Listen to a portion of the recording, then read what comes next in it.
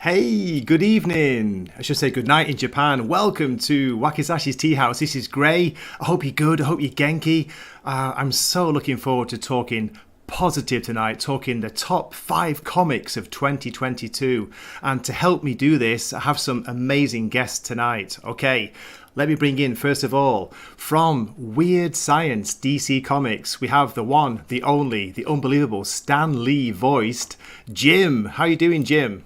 Great. That Stan Lee voice coming. I keep getting that. I never got that until like a year ago. I guess it's my aging voice. It ends up where I used to sound more like a Paul McCartney without a British accent, which makes no sense. So here I am, ready to go. And I'm with you. I'm happy to talk some positive stuff. And yeah, there are some positive things out there. It's amazing. You have to look for them sometimes, but once you find them, they're pretty cool.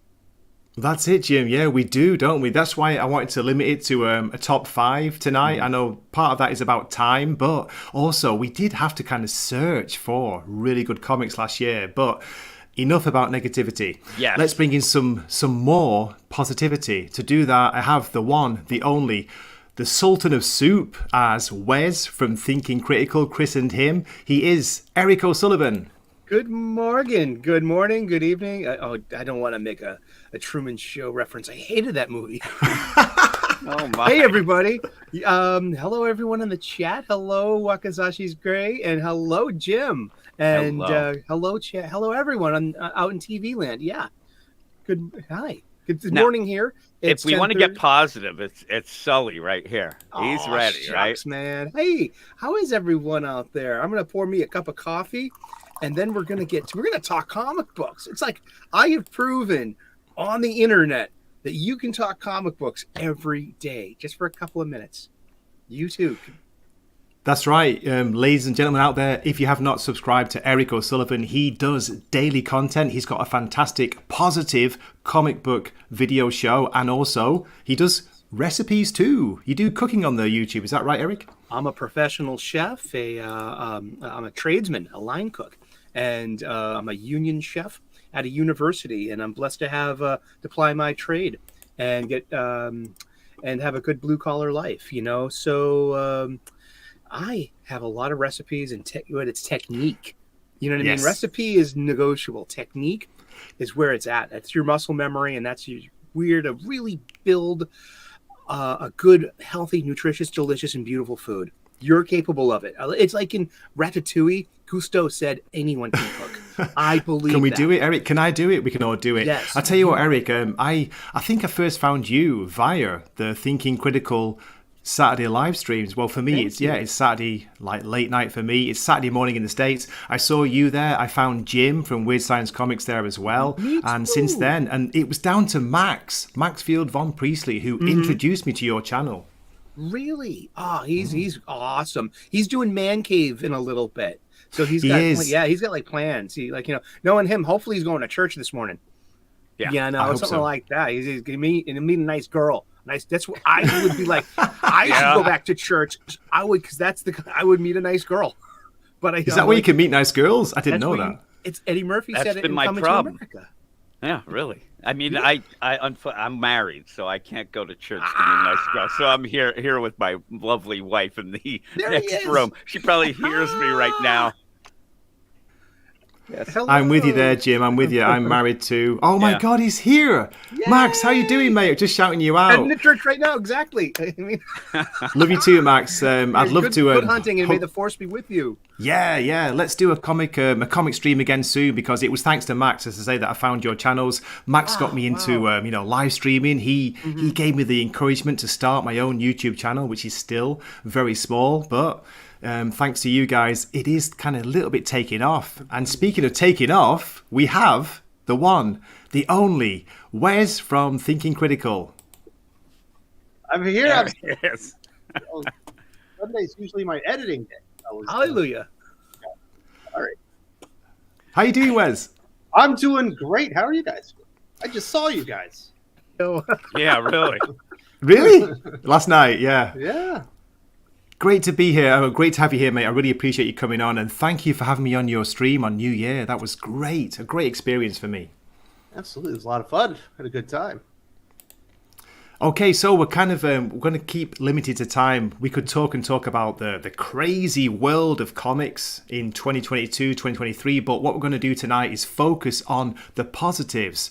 I've asked my guests to pick a top 5. Now, I know that could have been difficult, but maybe it wasn't difficult because there weren't that many great comics out last year. Okay, so if it's okay with you, Wes, I want to start with you. Shall we bring in number 5, your top 5 comics? So what would you choose for 5th place from 2022? So this was actually really difficult. DC had a bad year, but they had 2 standout series. And the first one in my top 5 is going to be The Flash from Jeremy Adams and Fernando Passarin. Absolutely brilliant series. I really like the art. It's lighthearted fun, which you don't see at DC Comics really anymore. Everything's so dark and gloomy, and this is all fun and vibrant. It's all about the kids and the family, and the rogues are back, and it's just a lot of fun. I can't believe DC Comics actually discovered a talent. Jeremy Adams, my goodness. I believe Eric's been a big fan of the Flash series, recently. Is that right? No spoilers on my list, please. Yeah, me too, because I think that's going to be on a couple of our lists. Well, that's it. I think we're going to have very similar comics on the top 5. It can't be helped. If we have the same one, it doesn't matter. Just go for it and tell us why you like it. So, Wes, what is it about the Flash that you've loved? What's been good about it? It's the redemption of Wally West after everything that happened with Heroes in Crisis and Tom King. We all want to forget that. Then they followed it up with Future State, where they had him turn into a serial killer. And I don't know, I guess he sends Barry Allen a half a second at a time so we can watch him murder people for the rest of his life. Just really depressing stuff. And finally, we get this great Jeremy Adams series. He kind of goes back to the basics, brings in the Yellow Flash at the beginning. And we've kind of moved beyond that. He's finally got his family back. Jai, Iris, the wife, they're all back together. There's another Flash baby on the way. And the wife has started to develop powers. You don't just see a lot of comic books where you just smile when you're done with it. A lot of times, even if it's good, you kind of feel icky because a lot of gross stuff happens. Nothing really gross happens here. And I love pro wrestling, and there was a pro wrestling dedicated issue this last year. No It was way. amazing. Really? Yeah. Absolutely. He's right. He's fighting for the Multiversal Wrestling Federation or something. There was a Mean Gene Okerlund reference. Yep. Absolutely. There's a little Hulk Hogan in there. You can tell Jeremy Adams likes wrestling too, so I know he's a good guy. That's good. That's great to hear. Okay, so we have number 5 from Wes is The Flash from DC Comics. Eric, can I bring you in next? Surprisingly, we're going to go kind of clockwise. Sure. So what's your choice for number 5? Actually, my number 5 is a gag. It is Judgment Day, Axe, Avengers, X-Men, Eternals. I mean, what it could No comments. Comic book, my funny book. What happened to it? Oh my goodness gracious! It fell apart like the story. Marvel's paper. Their stock paper's so bad. Yeah, Oh man. Yeah. Tracing paper. Oh my gosh! And okay, I just want to say because number 5 is a gag. It's it's about the importance of taking care of your comic books. This shouldn't have happened. I don't care who the cover art is. I don't care how bad this issue was. It was a waste of $5.99 to begin with, but now it literally is a waste of $5.99 because it's ruined. I should have bagged this. I should have boarded this, and I should have taken proper respect of my funny book. I didn't. I feel bad about this. So this was a There's learning nothing you moment. could do. Marvel put that on the cheapest paper possible. Yeah. They basically Man. used toilet paper, and it fell apart. This Yeah. Couldn't handle the this, staples. so this wasn't just like my like No. No, everyone. That's Really? happening to everyone. Yes. Gosh, really? Okay, well, I don't feel that bad, but you know what? I should have bagged it. I should have bought it. And so at number 5 is Kieran Gillen, and this should have been better. I mean, the art wasn't that bad, but man, I'm so glad I avoided this by listening to all these Kieran guys. Gillen. That's the Doc's favorite writer, right, Wes? Oh yeah, he's a big fan of Kieran Gillen, Yeah, especially when he did yeah. Mr. Sinister. And that's not Big negative. fan. I'm not being negative. I'm being like, this was a learning moment. Seriously. I mean, I could have at least, this is an issue number 1, you know what I mean, of something. I could have kept this and kept its, at least its cover value, Yeah. you know, as, you know, but so shame on me. What did Scotty say? Shame on, fool me once, shame on me, shame on you, fool me twice, shame on me. Well, Eric You and should Wes do and yourself a favor. Yeah. Freeze that in a block of ice and then cut it in half with a chainsaw. And you'll be happy that you did it. It was a bad comic book. Some dry Guys, ice. I was just going to say, do you remember the days when we used to be able to put the comic, roll it up in our back pocket, and ride our BMX or bike to school, and it would be fine? Yes, I Yeah. did that Little all the spine time. tick. Yeah. Did disintegrate. Okay, thanks for that, Eric. I don't know if that was a gag or not, but you are saying Axe I'm being Judgment earnest for because number 5. I mean Okay. it was a learning experience. I spent money on this. I spent $5.99 on this magazine, more careful. and I should be a bit more careful. So it was like, you know what? It is an honorable mention, and it was a bad comic book. It's not a suggestion, but it's a suggestion to, you know, get bags, get boards, and take care of your floppies, please. Thank you. And if it's a That's good great comic, get advice. Mylar bags. That way it Mhm. doesn't pull off the ink and all that stuff. But that's a There whole you nother go. video. Yes, It please. is, but but guys, this is why I brought you on here. This is great advice for people out there who maybe not sure about comics or getting into comics. That's fantastic. Okay, let me bring in the one, the only Jim from Weird Science Comics. What's your choice for number 5? My number 5 probably piss everybody off. I'm waiting to see Wes's eyes roll. It's a manga. I'm There's nothing gonna. wrong with that. I got a manga shirt. All right, there you go. Oh, It's something that I don't hear a lot of people talking about. It's marriage toxin. It's what it is called, and it is pretty cool. It ends up being something that you could actually read for free on Manga Plus, the website, legally, and it's Okay. really cool. It's about a assassin who deals in poisons. He's part of a poison clan, and he realizes that he has to get married and have a kid to continue his line. In the meantime, in his first or latest assassination deal, he runs into a marriage swindler who then he gets to team up with him to try to figure out how to get married. And it's just crazy characters. It's real fun. It's a cool thing that's hard to explain how good it is, but it's something you can check out, and you can check out it for free. Like I said, on Manga Plus. I think it's something worth checking out. backing up what Jim said there, I have not read that manga, but I will say if you're interested in manga but you're not ready to shell out the money, Manga Plus has a ton of comic books for free. You get them for the first year, I believe, if you sign up for there. And only for $3, you get the the app itself with every single manga in it. So if you want to be a comic book fan and save some money, you can be a manga fan. And it's amazing. Digital. A lot of the times the manga's available for free, which really accentuates the idea of how are they selling that much when they print it and trade, because most people are able to read everything for free at some point. And it's amazing. It's just because it's that good. And a lot of people get involved. There's less fighting, at least when you're just kind of there with the authors and things like that as well, which, kind of turns people off to Western comics a bit. Okay, that's cool to hear. ICT Vinny in the chat saying, what's the manga site? Manga Plus. Thanks for that. That's cool. MangaPlus.com, go to. Okay, my choice for number 5 is, let me check my notes, which I prepared earlier. Here we go. It's a fairly new title. There's only been 2 issues out this year. It's Batman Joker Deadly Duo by Mark Silvestri. Issue 3 comes out on Tuesday this week or next week. So yeah, what a fantastic comic book. It's beautiful art, of course, but for me it feels like a proper Batman story. What do you think, guys? Do you like the one? Do you like a Deadly Duo? You know what's really surprising about that one? Mark Silvestri isn't really related to DC Comics. When you think Mark Silvestri, you don't think DC, you think Top Cow, you think X-Men and stuff like that. But my goodness, every single character in that comic book, without fail, sounds like the character. That's the first time I've read Harley Quinn in like 10 years at this point. I was like, oh my goodness, that's the real Harley Quinn. This feels like the Joker and Batman actually talking. So is it exciting? And you do get the great art and all this amazing stuff happening. But when you see the characters, it feels like we're with the real characters. You just don't see that very often. Yeah, and you know what? The thing about it is it shows you don't have to necessarily be a DC writer to write a good DC comic. You have to be a fan of the things, and you could see that he is a fan of it, because I think the only thing he Agreed. did before was a Batman the Darkness Yes. crossover deal, which, back in the day. So it shows you have a lot of these writers who are writing issue after issue as DC writers and don't quite get the characters. And it's not that hard. I guess it is hard for them, but you have to be a fan. You have to be a fan of the stuff to, really get it.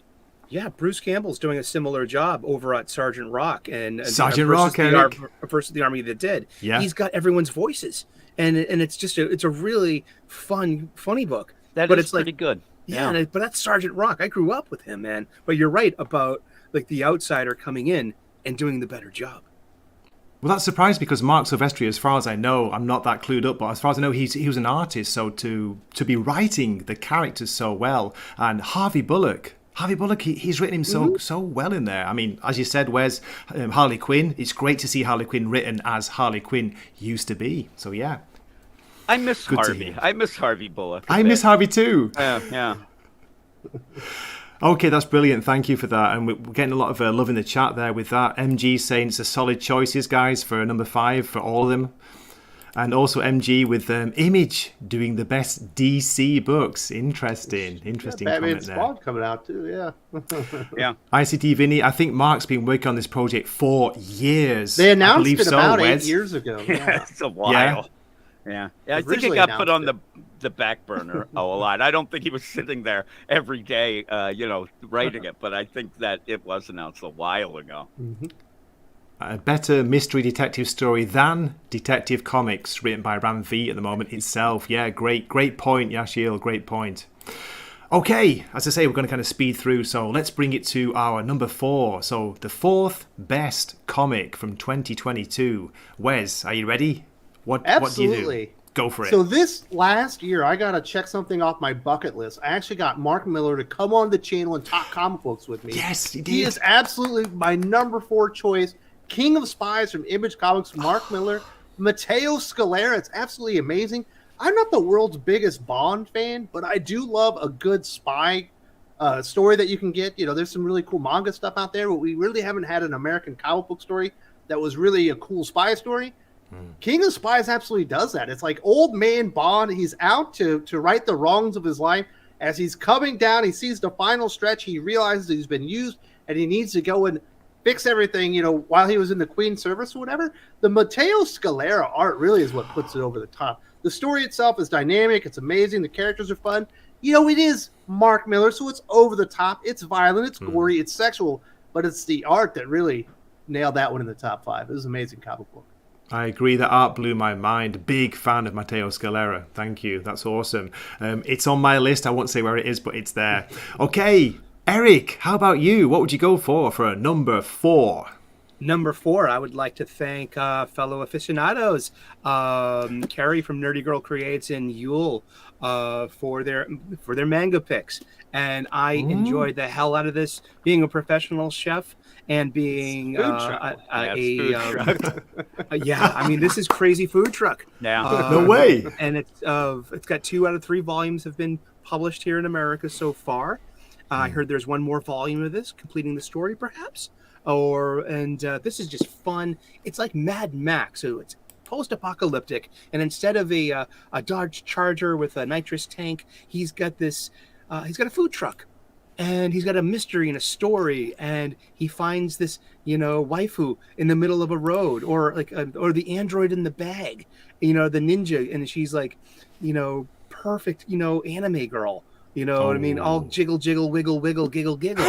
I love that, man. This Sounds hits me amazing. on every level. It's fun, and it was a suggestion. It was a direct suggestion. Hey, you want to? I only read one other manga, and it's Dragon Ball Super, and which is pretty fun. I like that too. Yeah. Yeah. I mean, I go back with manga when Viz started first doing like Area 88 and My the Psychic Girl and Xenon. My the Psychic Girl, no way. Yeah, I love those I have the original of titles. that. No way, Oh, cool. Yeah, I mean, it was so because nothing else was like it. They published it in that digest format, so it was really like the experience of being an otaku, if that's the right word, or is that just anime? No, it's good. Okay. Jim, are you a fan of Crazy Food Truck at all? Yeah, it's really good. It was, Nerdy Girl who ended up suggesting that as well, and you at that Okay. one point, and I ended up grabbing that, and we actually did a podcast on it, and it's really good. It's really, really cool. Yeah, it's fun, and thank you, Yule, who directly said after the show, "Hey, Eric, you should read this," and then Carrie said the same thing like a day later or something. So it was just like, you know what? Yes, thank Eric, you. have you read Food Wars at all? No, I haven't. That's what you have to read next. Oh, I've You heard have of it. to The read next Jim. Food level, Wars. buddy. Yeah, Okay. that is real. You're gonna love that. You'll probably end up putting it really on the liking list. that. Yeah, put that on the list. PTSOTL. Put that on the list. I thought you were trying to Are you say spelling Food it? Wars, and I'm like, Yeah. what are you spelling here? I got, and King of Spies is on this list too. Yeah. The Last God by Philip Kennedy Johnson is on this list as well. So Eric, Oh, you were last saying time, yeah. you were saying you got this recommendation thanks to the comics aficionados on Yes. Thinking Critical, Wes's Thinking channel, on right? Wes's channel every Saturday. We It's a don't great- only piss and moan, we talk about the good That's stuff. true. too. Yeah, you do. Exactly. That's the Yeah. thing. People don't You realize just gotta is pay attention. when you talk honestly, and then when you give an opinion, it actually means something. It is the deal. It's not all negativity. It's the honesty, and then when you give that opinion, it does have more weight to it. And Yeah. obviously, I've gotten a bunch of things from Wes as well Me to too. read. Yeah. Now that I was going to mention too, when people talking in the chat and things like that, if we don't mention a comic, it doesn't mean that we think it stinks or didn't like it. There's a lot of comics out there, and we haven't read everything. I mean, I pretty much assume that Wes will have more indie stuff than I Yeah. ever would, because he reads a lot more of the indie stuff than I do. So The my indie list, stuff's better, Jim. What are you doing? I know I'm it is, looking but wrong. that is I true. gotta Well, get more- I gotta when you get have more indie stuff. podcasts, you're forced into doing, some things that may not I be so understand. great, right? Yeah. There's more interest like in the characters and universes of DC and Marvel, even if the stories aren't Yeah. really Yeah. great right now.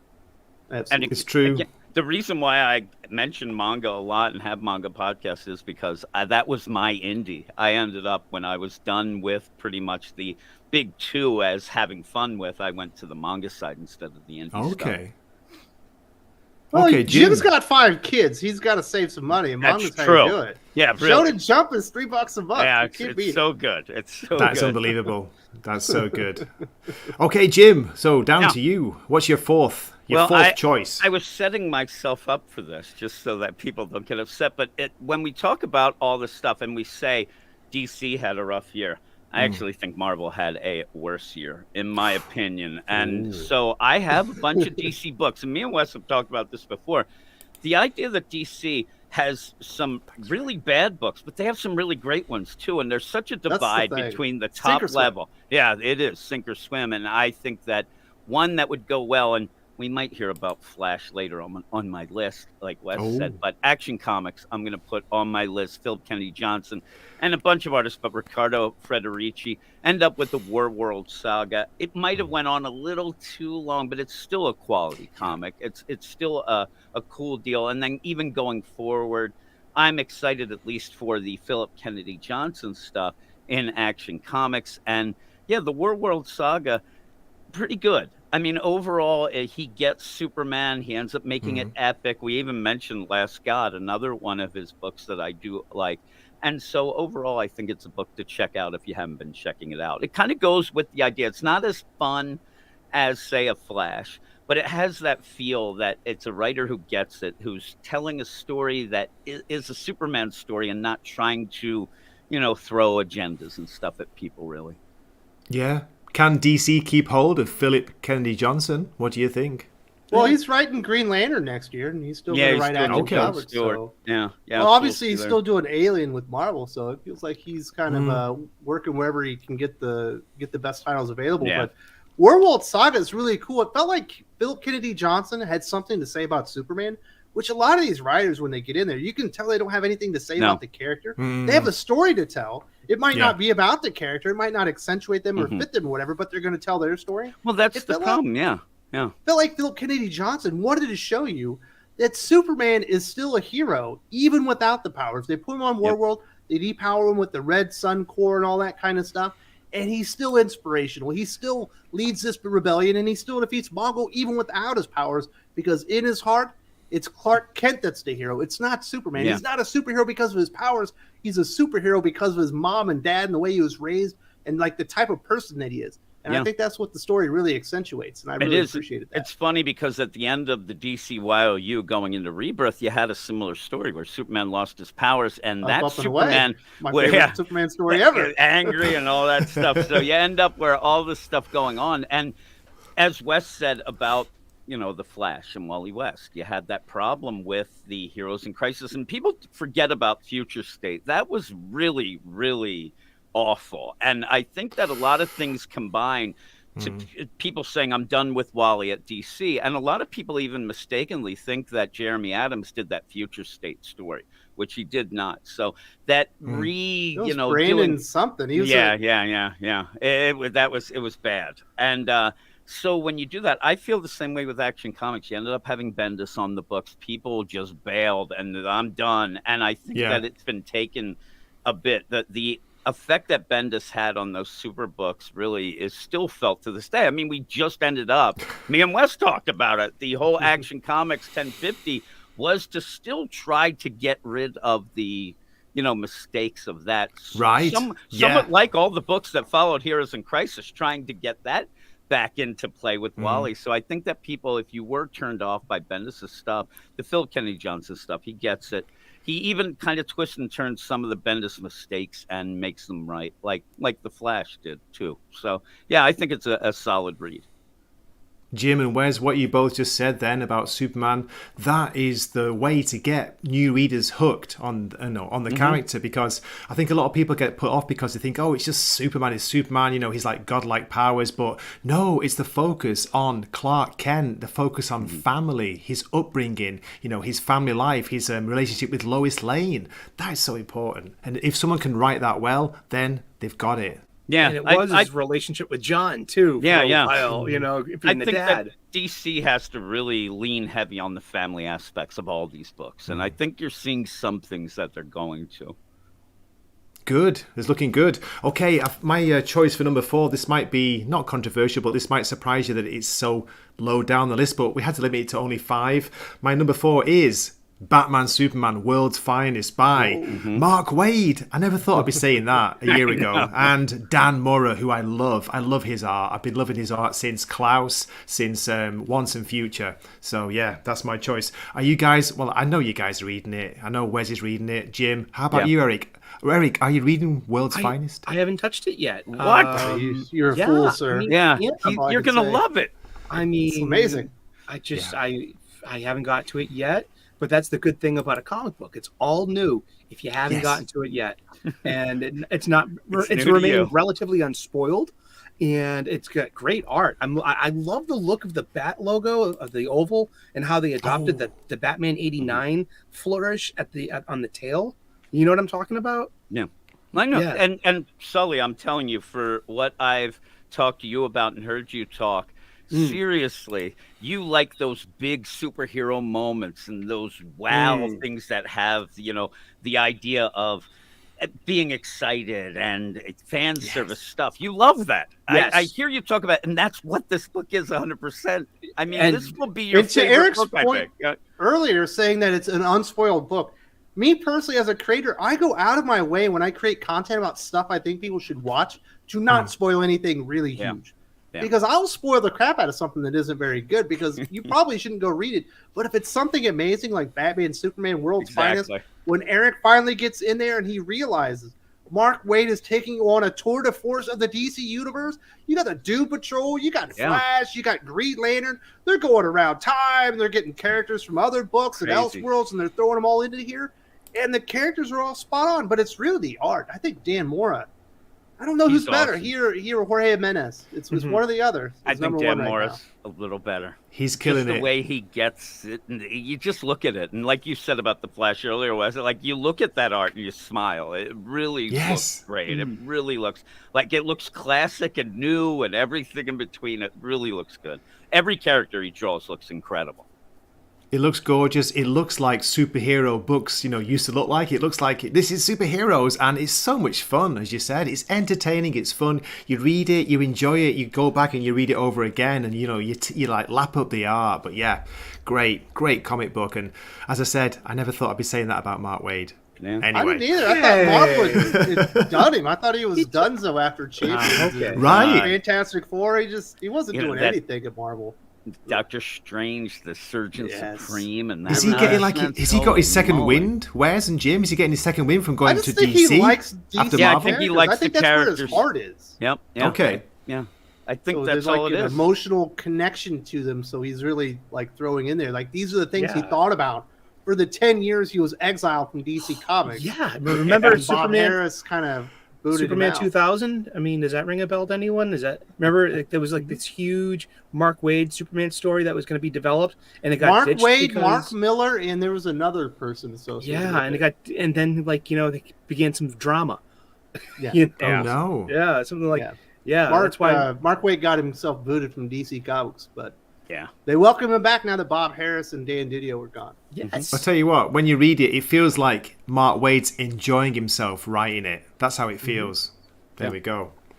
Okay, brilliant. That's great. Okay, shall we move on to Top 5 Comics 2022, number 3. Is that right? In third place, Wes.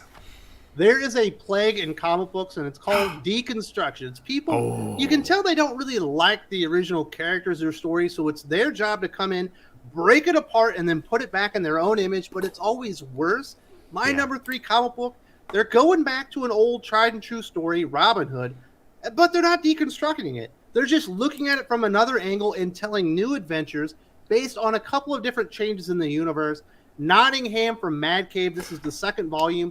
David Hazan, Shane Connery Volk is just Great. amazing. I never thought that you could really do a follow-on to the first volume. I was like, yeah, well, I guess you could do it, but it wouldn't be fun. But they've kind of juxtaposed the positions of obviously Robin Hood and the Sheriff of Nottingham.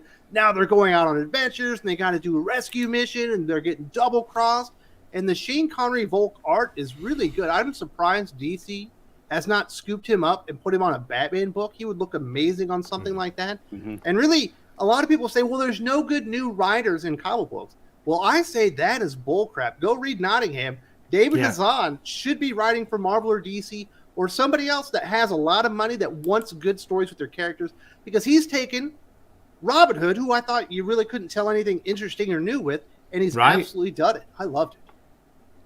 That's a great recommendation. I've read the first volume. It's gorgeous. It's beautiful. It's dark, but it's also fun. And as MG saying in the chat, he loves it too. He's got some original art as well from it. So That's awesome. Great for The you, second volume is even better, Gray. Okay. Put it out there. Awesome. Yeah, Wes had me on that, and I kind of, just plowed through it. I ended up marathoning it. It's that good. It's so good.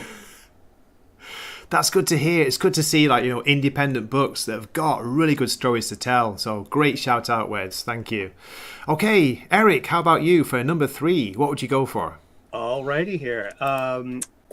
Let's see. Okay, 2002 is the year I got back into buying comic books, and I'm very grateful for that. It's been on a hiatus since about 2018, and I've come back with both fists of flying. So I watch a lot of YouTube. I support a lot of independent creators. I've gotten turned on to the crowdfunding scene, and I've been rewarded with a small stack of comic books. This is my 2002. Number 3 is my personal experience being a crowdfunder.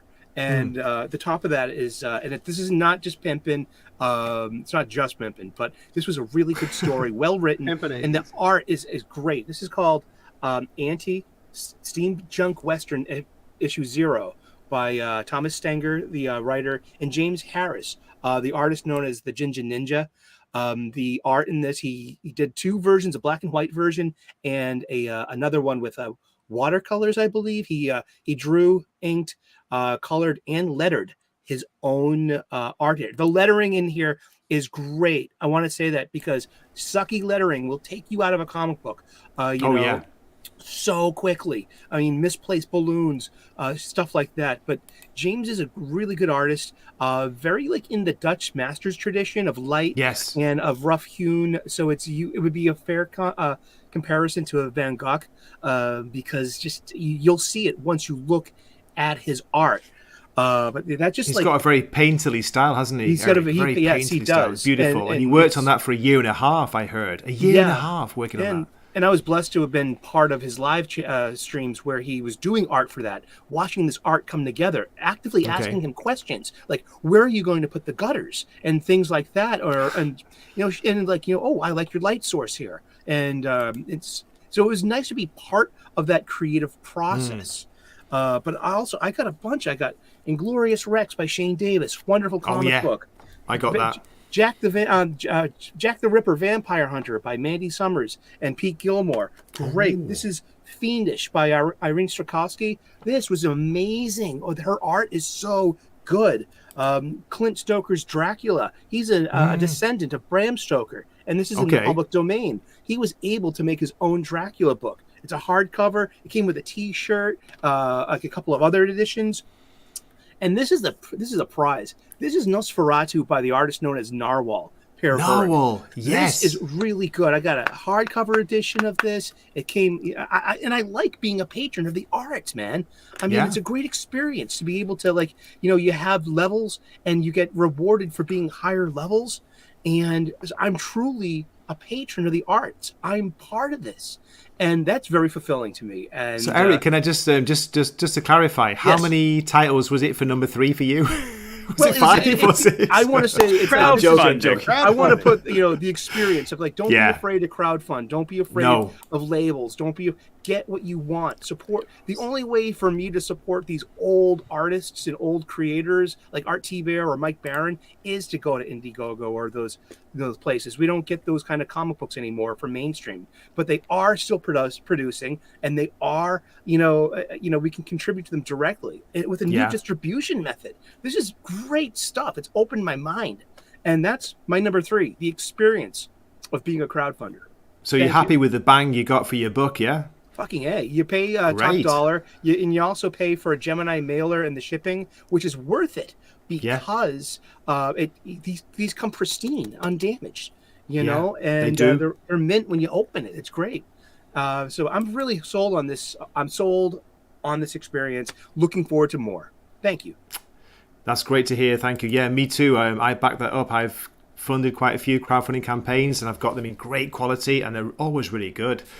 Still waiting for a couple, but anyway, more of that later. So let's get on to Jim. Jim from Weird Science Comics. What's your choice for number 3? My number 3 is a one-shot. I don't know. This guy's pretty good at the art game. It's Fantastic Four Full Circle. Oh, I think it was so good. It's not a one-shot. You're kind of underselling it. That thing is true. A graphic novel. It is a graphic novel. It ends up being $25 too, which it's worth it. I mean, you don't even have. Yeah, there it is. You don't even really have to even read it. You could just look at that book and get your money's worth. It's so good. It's a classic feeling story. It's the best Fantastic Four story we've got in quite some time, and it's a tribute even to Stan Lee and Jack Kirby in a way that you can tell that it's a loving tribute, not one of these things where I see all the time, oh, it's a tribute to this, and you're like, really? Because they really shit on the characters. I hear that a lot about Tom King stuff. Oh my God, Absolutely. It's a tribute to that. I'm like, really? That's not a tribute. This is a tribute. I mean,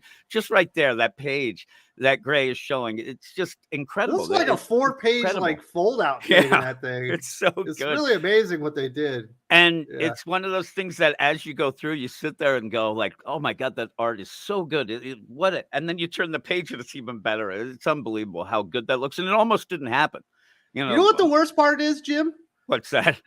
It's not a Marvel comic. I know, that's Abrams the thing. Yeah, publishing had to do the book. Yep, it almost didn't happen to because be done he that ended well. up taking Marvel it out. had done it; they would have put it on toilet paper. Yeah, and that's right. the The quality is amazing. The quality is so good. It's well worth one that. of the best graphic novels you ever buy in your life. Like they went out of their way to make sure that thing was amazing. And it's so crazy because I sat there with my list and I was trying to figure out okay, what sort of things could I put from Marvel? I wanted to put something from Marvel, and the thing that I grab isn't even a Marvel published book. It's this one, and it just made me laugh. And just as a shout out, because I wanted to put some Marvel on there, I will just suggest as a blanket deal, just as an aside, too, if you can or want to go and read some of the Peter David stuff that he had been putting out. He ended up having some medical issues recently, but his stuff is Yeah. really, really good. Some of the best stuff at Marvel His right now. Maestro trilogy is amazing. That Maestro's was in my great. top 10.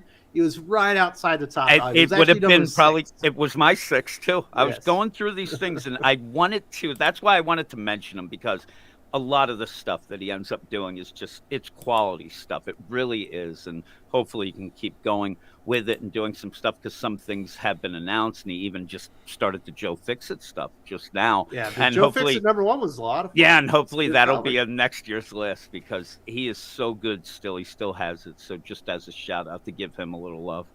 It's you crazy, guys- Jim, how did you- how much it stands out when you read something and you can tell that the creator loves the character. Yeah, that they love it. It's unbelievable how The far age of that deconstruction is over. It's the age Yep. of hope. People want to Yeah. I go hope back so, and feel Wes. good I hope about so. Jack Kirby. It you is. know? I'm telling you, just seeing DC and how Mark Waid and World's Finest, how that is going. And a book that didn't make my list, but probably would have squeaked into the top 10 is Tom Taylor's Nightwing. I'm not putting it on the list because it's just the same thing every week Yeah.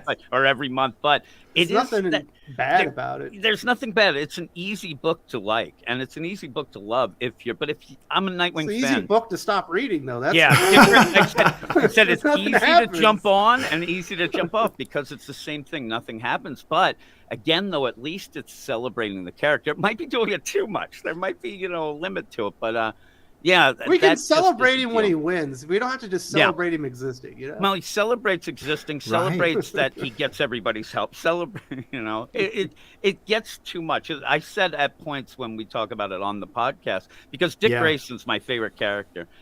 When you get to the point where it's like a guy who's just bragging about his girlfriend. At first, you're like, okay, but then you just had enough. You're like, I've had enough of this. But just as a shout out, though, of having a book that is very positive, the character, it really is.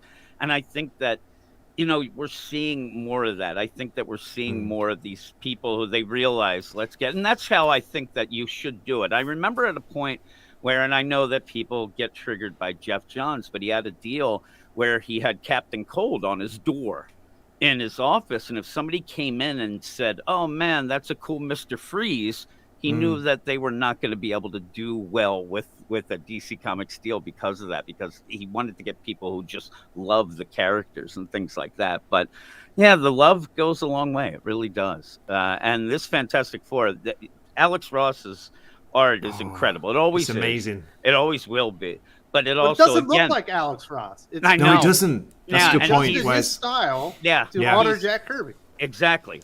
But that's where you can see, even Yeah. if you said the love, it's also the love of Jack Kirby, the love of Stan Lee, and that it really comes through on every page. It really is good.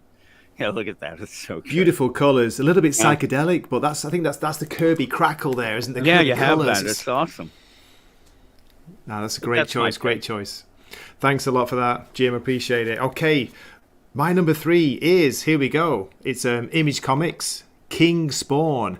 I had to choose only one because I'm actually reading all the Spawn titles at the moment, and it's very close between this and Gunslinger. But for me, Gunslinger would be my choice. That Brett Yeah, I Booth thought art so, just Wes. puts it over the top for me. yeah, the Brett Booth's art on Gunslinger is amazing. But for me, I'm kind of new to Spawn. I got into it from issue 300. I was very late to it, of course. 300 issues too late. But King Spawn by Sean Lewis, who's kind of an indie horror writer, and Javier Fernandez on the art. It's been killing it for me. And for me, it's a really good introduction to the character. So if anyone's not checked it out, check out King Spawn. Get the first trade, the first 5 or 6 issues. It kind of introduces you to the whole world of Spawn, and it's great. It's dark. It's cool. But as Wes said, $3. My Gunslinger goodness. Spawn is killing it. I think Gunslinger Spawn is the top seller out of the 4 at the moment. I wouldn't be surprised. That thing has been the art's dynamite. But the $3 price point is it's amazing. That Todd is amazing. McFarlane is able to do that. And it doesn't have indie art or anything. He's went out there and found the best artists he can put on each and every one of those books And Yep. it's more than worth it. It's shocking that someone out there still feels like they care about the fans. That's right, and not just that. Where's the art's always good, but the covers are amazing. You get cardstock for $2.99, as you said. Cardstock covers. You get great quality pages inside. The ink doesn't rub off on your fingers. It doesn't melt in your hands in the summer, in the humidity, in the Philippines or in Japan. Eric doesn't float in front of the camera and it falls apart. Right? I didn't mean to do that. That was no reference to the cover artist. I don't want any part of that drama. Hey, and No, Eric, no, we have of course not. Ginger in the chat. Ginger Ninja, after you shout out his comic book. Ginger's in the chat. Good to see you. He's still streaming, he says. He's got an art stream going on at the moment as well. Congratulations on the book, sir. Okay, that's awesome. So that's the top 3. Right, we're getting close to the end now. We're getting close to the top 2. Wes, are you ready? I know it's hard to choose. Absolutely. Number 2. It is very from you. hard to choose. The top Yeah. 2 were kind of set in stone months ago, but who was it going to be? For me, there have been great writer-artists. Every generation has their writer-artist that's the best. Frank Miller maybe is the best writer-artist of all times. We've already talked about Jack Kirby, one of the great writer-artists, John Byrne. Continuing that tradition is Daniel Warren Johnson, who had my favorite comic book of 2022 with Beta Ray Bill. This year, to do a powerbomb, going out and doing some indie work. You can tell Daniel Warren Johnson, he loves comic books and he loves wrestling, and somehow we've melded the two almost perfectly. It's not just high spots and, cage matches and stuff like that. There's a really cool family drama going on, and all the stuff behind the scenes is really exciting. And you can just see he put his heart and soul in this comic book. And there's a reason that he's perennially going to be in the top 5, comic list of every year as a writer-artist with the stuff that he does. And the one thing that he does better than anyone in comic books these days, because I know not everyone's going to like Daniel Warren Johnson's art. I personally happen to love it. Right. Mm-hmm. Is the man gets a cliffhanger. There are so many dull and boring cliffhangers, especially at Marvel these days. They can't do a cliffhanger to save their life.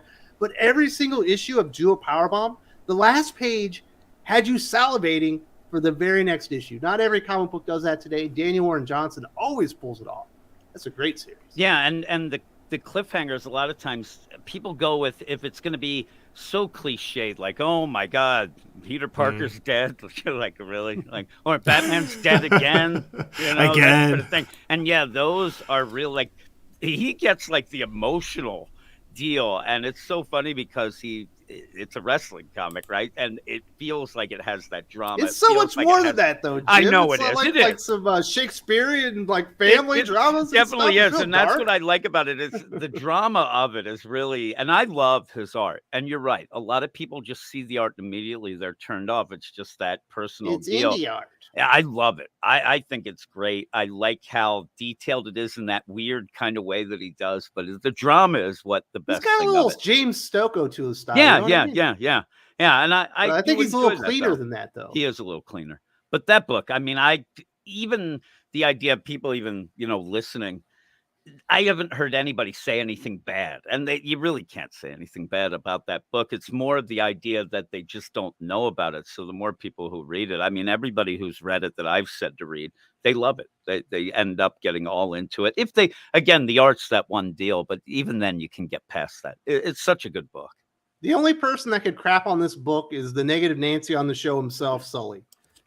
Guaranteed. I just wrote that down on my notes. I'm gonna pick that up. Yeah, You're gonna love I that think comic Sully book. will It's love so it. Yeah. excellent. Yeah, it Absolutely. is. It's And so get cool. Beta Ray Bill while you're at it. Yeah, that's really good. It's one of the 2 or 3 best Beta Ray Bill stories of all times. Seriously, the funny play, I actually almost put that on my list because the trade came out this year. I was gonna shove it in there, just trying to get a Marvel deal in, and it's so good. Sully, that is really good.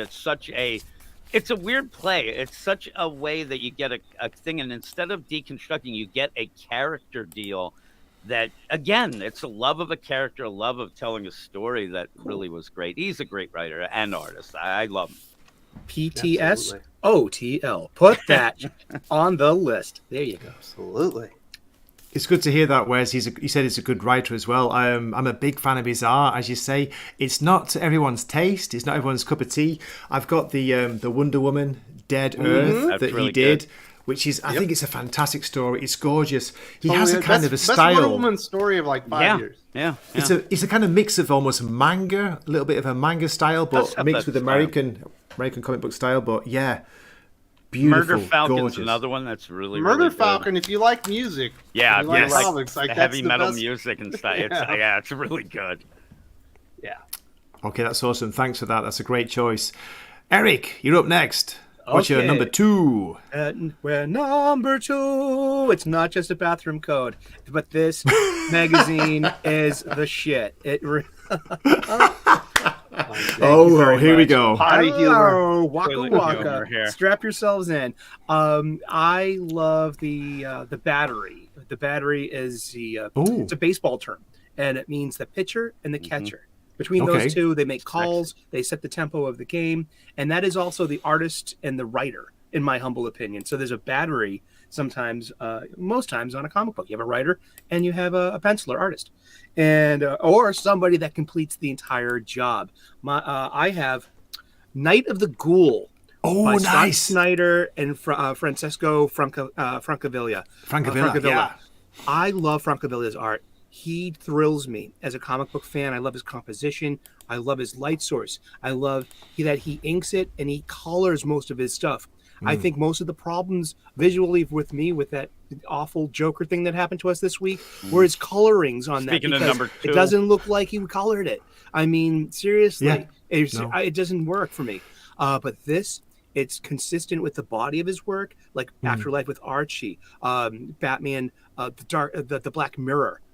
I mean, things like that. I mean, if you Eric, can you checked out- show a little bit of interior inside? I'd love to Isn't see the it. Black Mirror Jock? they switched up. They had It was, wasn't it, Wes? yeah. They handled both duties.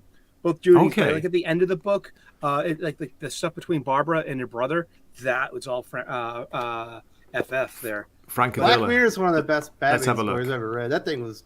Yes, And I he felt amazing. so dirty at the end of that comic book. He just makes great faces, great colors, great horror. He works great with horror. He also, I believe, he did New 52, Scott Snyder's Swamp Thing, as well at the beginning. Oh, really? For a battery, which, and I hear that I'd never read that, but the thing is, it's about a haunted film, and this old film that gets it's just a Twilight Zone episode. It's kind of by the numbers, Yeah. So story wise, it's the same kind of. It's just a variation on the theme, but it's the story well told and the story well illustrated. This thrills me about being an art fan. This is a really good magazine. They were $4.99 a piece. It's on Dark Horse. This is from Scott Snyder's like indie thing, and I'm really happy to Best jacket press. I mean, I'm really happy to be tuned into this because I'm a longtime fan of Snyder, and I'm a longtime fan of Francavilla, and this is great. I love this. So this was happy Comixology Originals to begin with, and then Dark Horse have published it, right? How's the quality, Eric? How's the paper quality? Oh God, the paper quality is great. Good. Of course, no ads. It's just it's 100% story, and it's no fluff, no wasted story beats, no bad art. I mean, this is a complete package, and this is my number 2. Thank you. Okay, that's Nice, awesome. sir. Thank you. We won't talk about the Joker story on this stream. No, but it was we're focusing on quasi-related. positives. Yeah. I mean, seriously. I mean, it was just he does his own art. He pencils, inks, and colors. I mean, this coloring has been one of the most dynamic features of his art because it's moody. He makes noir, and so there was just something a bit like disjointed looking at that. I'm like, it was too digital. Like all that, the colors just popped too much. It looked rushed to me. It looked rushed as well. So I mean, it's just the comparison of the art is himself. 2 examples from the same calendar year, something like that. Sorry, I brought it up. Yeah, that Please is forgive me, Mother May I. Father, forgive me. You are the Reverend as well. The Reverend Sully.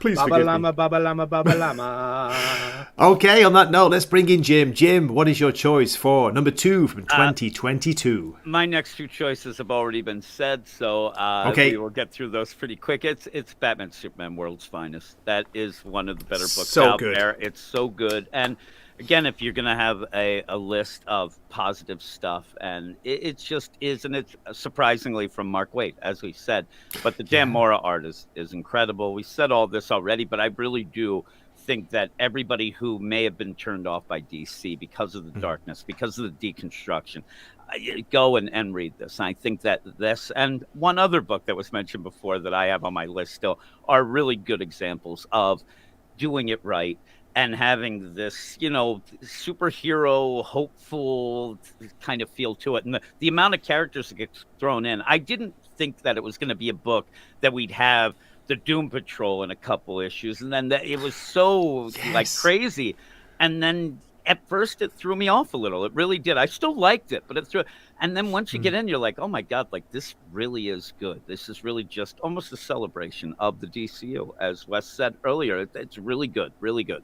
You know what's crazy, Jim? It's not only just like getting the character voices, but he also like gives a demonstration on how to introduce a new character. Yep. We get to meet this new hero named Boy Thunder. Obviously, there's a little mystery behind him, and it's teased there. But that character doesn't just show up and teach Batman and Superman a lesson or two. He's failing. He's learning. He's going to Superman, and he's asking advice. How do I do this better? What am I doing wrong? And he's developing as a character during the series. Exactly. And you almost never see that with a character under the age of 20 years old in a comic book. Exactly. And I'll tell you, if you had read the Batman Superman by Joshua Williamson before this one, you end up where, and I think that this is a play here, that a lot of writers think to get positive in it, you just have to have the characters just saying how great everybody is. Like you had that Joshua Williamson's Batman Superman was just Batman saying how great Superman was, Superman thinking how great Batman was. I mean, they sat there admiring each other issue after issue. That's not what does it, because even in these last couple issues of World's Finest, you see a Superman who is going to lose his mind. He is going nuts, but that's not negative. That is realistic in a superhero world, and that's where people get it. I mean, that's one of the problems with a lot of times people writing Wonder Woman, which I doubt is going to be on anybody's list here. You end up where they think that saying a character's great is enough without showing it or really showing that you understand why they're great. It's all lip service. It's all that. That's where the Nightwing kind of veers into it at some point as well, but still that's well done compared to some others. But World's Finest, when it just feels right. I mean, Batman and Superman aren't high-fiving the whole time. They end up having their issues and stuff like that, which makes it even better when they do end up doing something to show how great and, their friendship and whatnot is. It really is. There's that real fine line between things, and Mark Waid gets it because he gets the characters and he seems to love them. Like Wes said, the pacing, even with all these other guest stars, they don't just pop in, like a Naomi. Hey, look at me! I've had my powers for a day. Off we go. Superman's like Naomi. Yeah, you're more powerful than I am. I really admire you. What you've been through. Like, what is your power set, Naomi? I don't know. Well, let me see. You're mega powered. The end. I think that this is why we don't have her in the comics again now. We end up because the character was never developed, and Boy Thunder in this main deal more well developed and better developed than a lot of these other characters. So good, Jim. Fantastically developed. Yeah, absolutely. And even you have the Titans come in and stuff. Like Mark Waid, really, you could go with that idea. What book should he write? He could write all of them. He should do it. He should do, like all these things, because he gets it, which is crazy, right? So, Jim, wait a minute. Are you saying that characters in books not telling other characters how amazing they are is a good thing? Yeah, that is a bit of a good thing. It's fine. Developing characters. Amazing. Yeah. I mean, you want to see a bad example of that? Go and read that newbie on the Justice League that came out, last month. Don't do that. Don't. All it is everybody sitting around saying how great everybody is. And, so bad. Can you imagine if I said how great Jim was in front of him? That's a be weird thing time. to do. I do. I talk about how great Jim is behind his back, like a decent person. Yes. You know what I mean? Yeah. No, if you want to behind talk my about how back, you great can Batman say whatever. is, do it to somebody else. Batman doesn't need to know. Well, Eric's always saying how great you guys are. Eric's like, oh, where's Never Jim? to my face. No. It's like Yeah. they could really do Well, better. Wes. That's Again, Doc's job. A little You talk disappointing. about things where when people meet celebrities, the best interactions are when they have just a real conversation. Those people, Batman, and especially Superman, has probably heard how great he is a trillion times. He's probably that's the one Yeah. thing he doesn't listen to anymore. He can't even hear. He's like, whatever, and goes on. And it's just that doesn't make a good comic sitting there as you're not their PR agent. You're there to tell a damn story and tell it. And Show so, don't yeah. tell. That's always Yeah, the best really, And part. they're it also, or look at it as an economy of storytelling as well. It's a wasted story beat. You're wasting dialogue on something, superfluous. I mean, you could have put in a poignant character moment by having that opportunity to have that speech bubble. I mean, it's crazy because me and Wes ended up talking about Batman a while ago. I think it was when Chip Zdarsky joined on. It's amazing, such a great character that the writers, they never focus. Now, Chip Zdarsky does a little better job, but, let the artist tell some of the story. There's been times where the writers just overwhelm, and a lot of the newer writers that aren't into, the comic medium or know the idea, they end up just, it's walls and walls of text. Those are TV writers. They're TV writers. Exactly. 20 years of Bendis, too. Yeah. And a TV writer, they can also, really... they can lean on a charismatic actor so they can kind of get away with that. But in this, they got to do the same with the art. They have to, somebody has to get the song. Some of them get it, some of them don't. But sometimes, and you don't like a Teen Titans Academy by Tim Sheridan. He came in and he had an opportunity with some pretty cool characters, but he never developed them, never did anything. And so nothing stuck. And that's where I always get it. I say this with manga especially, but when I read an issue or two, if I don't remember the characters' names in it, now it's easier on the big two because they're standard, characters. But if you end up where somebody else comes in or whatever, if you don't remember the names of the characters, that means something's wrong. And that happens a lot. It just ends up, especially like a Teen Titans. I couldn't tell you half of those students, and I've read every issue, and that's a problem. It's crazy, isn't it? It's almost like some of these modern writers don't even know what the comic book medium is. They don't realize it's a visual medium.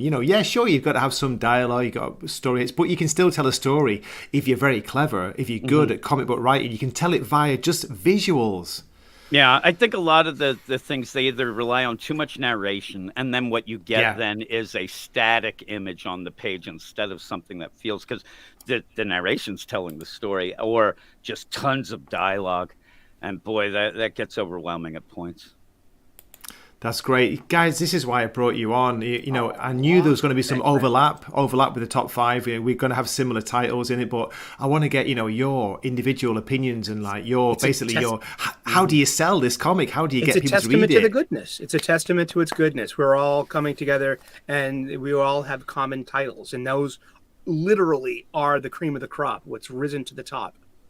Yeah. I never get a pig because a pig is a cop, but yet a Terminator. Like, try to play me out as my name was Sega. But I ain't. Wes, how do you stop Eric when he's on your stream? I'm rude is what I do. Just hit mute. I'm not friendly like the British. I just jump in there and be like, nope. I'm too nice. That's my problem. Okay, I know we're still talking, believe it or not, ladies and gentlemen, we're still talking about number two, the top two, the top five comments. My second choice. You won't believe this.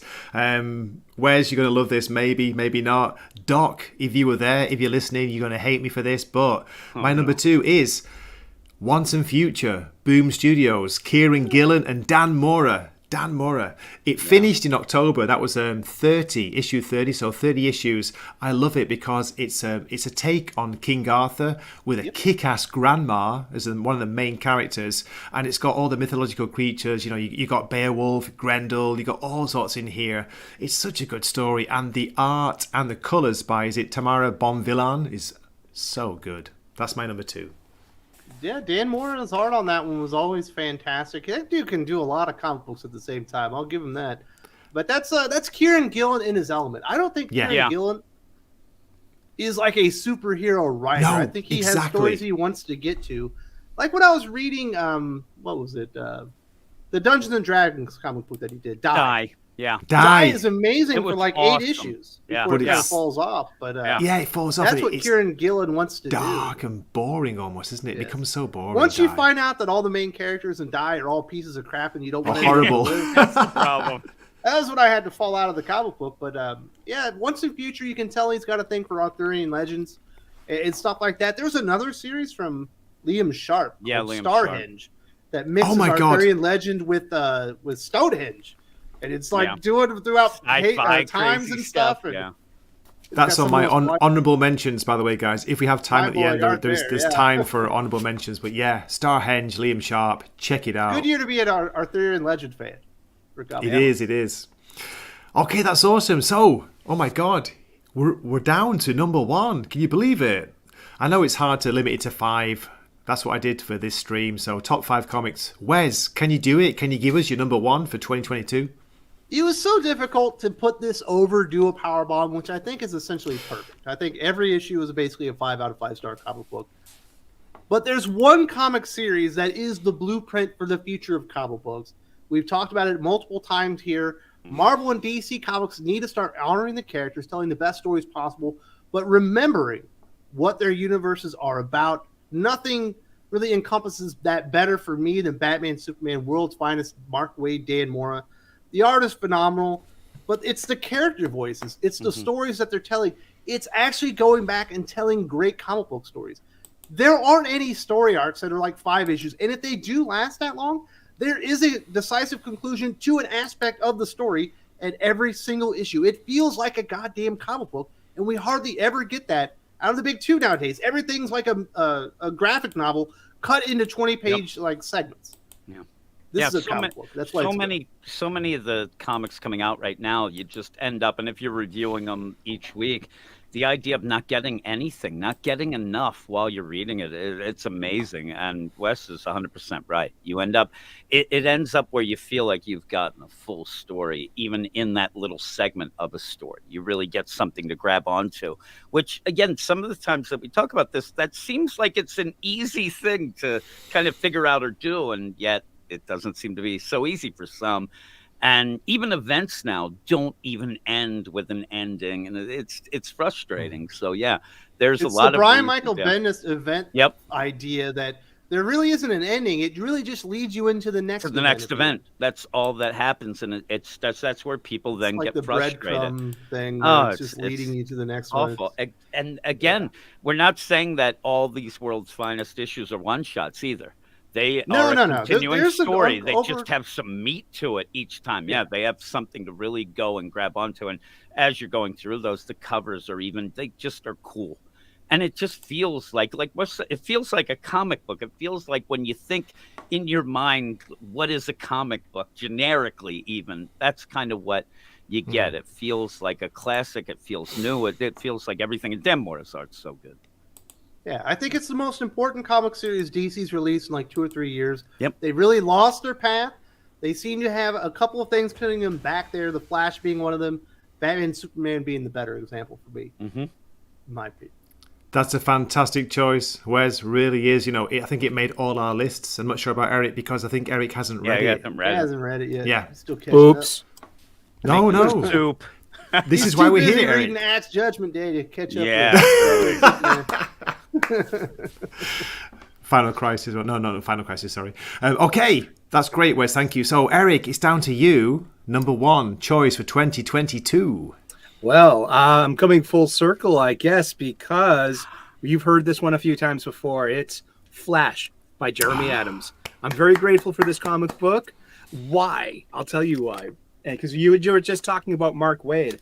Okay, those new modern comic books fit with this stack of old comic books. Wow, look at that. They fit thematically, they fit the voice, they fit the mission of what it's supposed to do, to be fun, to tell superhero stories, and to grow this Flash family. This is a Mark Waid funny book from 1995. And it goes down the line. I got all of these Wally West comic books. Who is more brokenhearted than me with Heroes in Crisis? There was a lot of us. But I haven't bought a DC comic book since 2018. So 2022 has been like my big year to return. to a few different titles. And because of the shows, I've curated a list of creators, comics creators that I think I would enjoy. And Jeremy Adams' Flash was definitely one of these suggestions I've got from Wes's channel. And I'm so grateful and blessed for it because this is fun. It's the Flash family. Now, is it Jay or is it Jai? His son. I call him Jai and because I mean that's the spelling. I always go with Jay, but I've heard it both ways all the time. But I love that. That's a comic book shop style conversation. How do you pronounce their name? Is it Ra's al Ghul or is it Ra's al Ghul or is it Ra's al Ghul? Is Wolfsbane's name Ronnie or is it Rain? Mixel-Click or Mixel-Click? Exactly. So that just contributes to a nice conversation. Anyway, but these comic books were really fun. I'm a big Crisis fan, so this was my Crisis tie-in. I'm usually a sucker and will buy every single one. He's the only one that made Dark Crisis work. Yep. Yes. I mean, it was very fun, and I love the relationship with Linda, the kids. It's very soapy, and just like these old Mark Waid comic books, like Mike Barron and Mike Messner-Loebs. You know what I mean? They made these great soapy, melodramatic, fun comic books. And this continues that tradition. And Eric, I miss that old logo. You just showed them the DC logo. I miss that old one. Oh, the Paulette. Yeah. Oh yeah. The sad thing is nobody trusts DC Comics really anymore, so it's not selling like it should. That's so we're probably not going to get like a nice 2 or 3, 4 year run out of Jeremy Adams. So enjoy it while you can. Exactly. If you love comic books and you're not supporting the Flash, just go check it out. It might be a reason for you to go check out your comic book shop every Tuesday. And like what Robert Meyer Burnett tells me, okay, you need to support the titles that you want to survive. That the only way they'll survive is that if we support them, whether or not there's some kind of outrage culture or we want to stick to our guns and be like, no more DC comics ever. No more mutants, Daddy. No. There is DC Comics are making superhero comic books for us, the old superhero fans. It's there. It's in World's Finest. It's in The Flash. It's in Action Comics. It's in Batman. And at least those are like 4 titles you can think of at the top of your head. Well, I mean, that making Stargirl, possibly. Jeff like Johns. Stargirl's, yeah. I mean, the new JSA. Let's see where that goes. I'm tuned into that, man. But I'm looking forward to this. I will buy things with Jeff Johns' name on it, with Philip Kennedy Johnson's name on it, Jeremy Adams. So it's great. I got a list of people that I know I can go to, and I won't be disappointed. That's good to hear it because I believe you came back to the funny books. You came back, didn't you? They pulled you back in, and you found some good ones. Yeah, that's good to hear. And the one who broke my heart healed it, huh? Ain't that the story all the time? Look at all that love. Look at that love. Oh, I love them. Love. Okay, thank you for that, Eric. That's brilliant. Oh, very let's much. Move on to Jim from Weird Science Comics. Jim, can you do it? What's your choice for number 1? It's Flash. Keep it going. Oh my God! And here's the thing: I have been doing. We just had our anniversary for our podcast this week. 8 years we've been doing this. And congratulations! And we haven't missed 1 week, just to throw it out there, because we're insane. But the ending of this is that. All that time, 2 things in my mind were the most that people told me that they jumped off of comics, and it was the Batman non-wedding, and there's a theme here, but the idea of also Heroes in Crisis. So Heroes in Crisis, both of them being Tom King, but Heroes in Crisis in particular, people thought, okay, we had this rebirth that started with Wally West being this poster child of the rebirth. He ended up not being in the New 52, which pissed people off, so he was back. They didn't seem to know what to do with him, and then you end up having him be a murderer. So people were out. And so just with that bad taste, and then ended up like, I'm never going to read any DC. I'm not going to end up reading Flash. And like Wes said, the word of mouth for the book's great, but DC doesn't even seem to want to push it. But to me, if you ended up where you were into Rebirth, when Rebirth started, everybody was having a grand old time. Everybody was fired up. This feels like what should have been the Rebirth book. at the beginning of Rebirth with Wally West, getting the family, getting the love, all of that going on. Just forget about Heroes in Crisis, forget about all that bull crap, and just check this book out. And like I said, we're probably not going to get it that long because it's not selling well.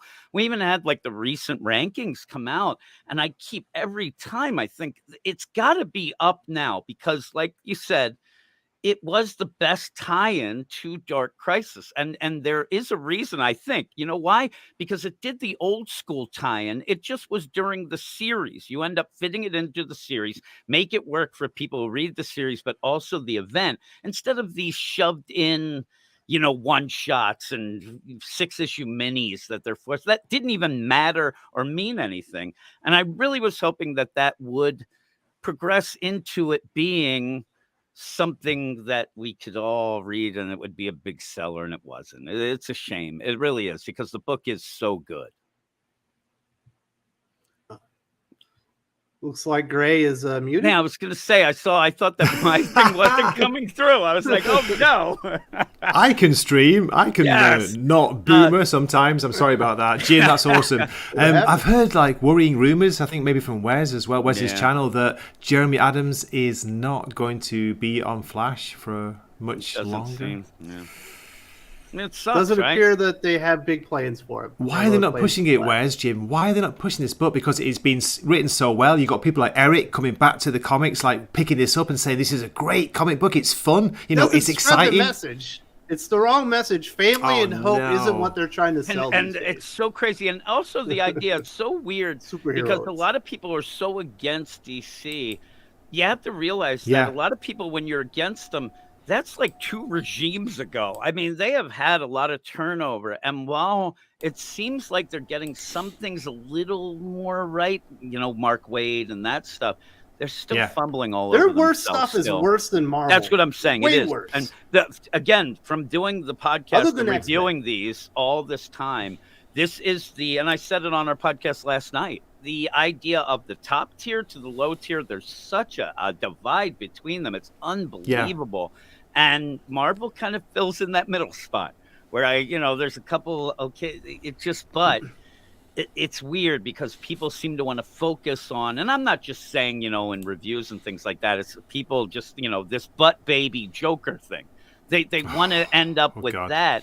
That is a, just kind of a side deal that doesn't really, focus on, say, The Flash and World's Finest and all these others. And there are people who will go and say that, Ram V stuff, Swamp Thing and stuff like that was great as well. Not my cup of tea, but there are some quality things going. It's just there's some real crap, and they don't seem to want to get rid of that quick enough. They need to pull the plug. That's something that manga actually does really well.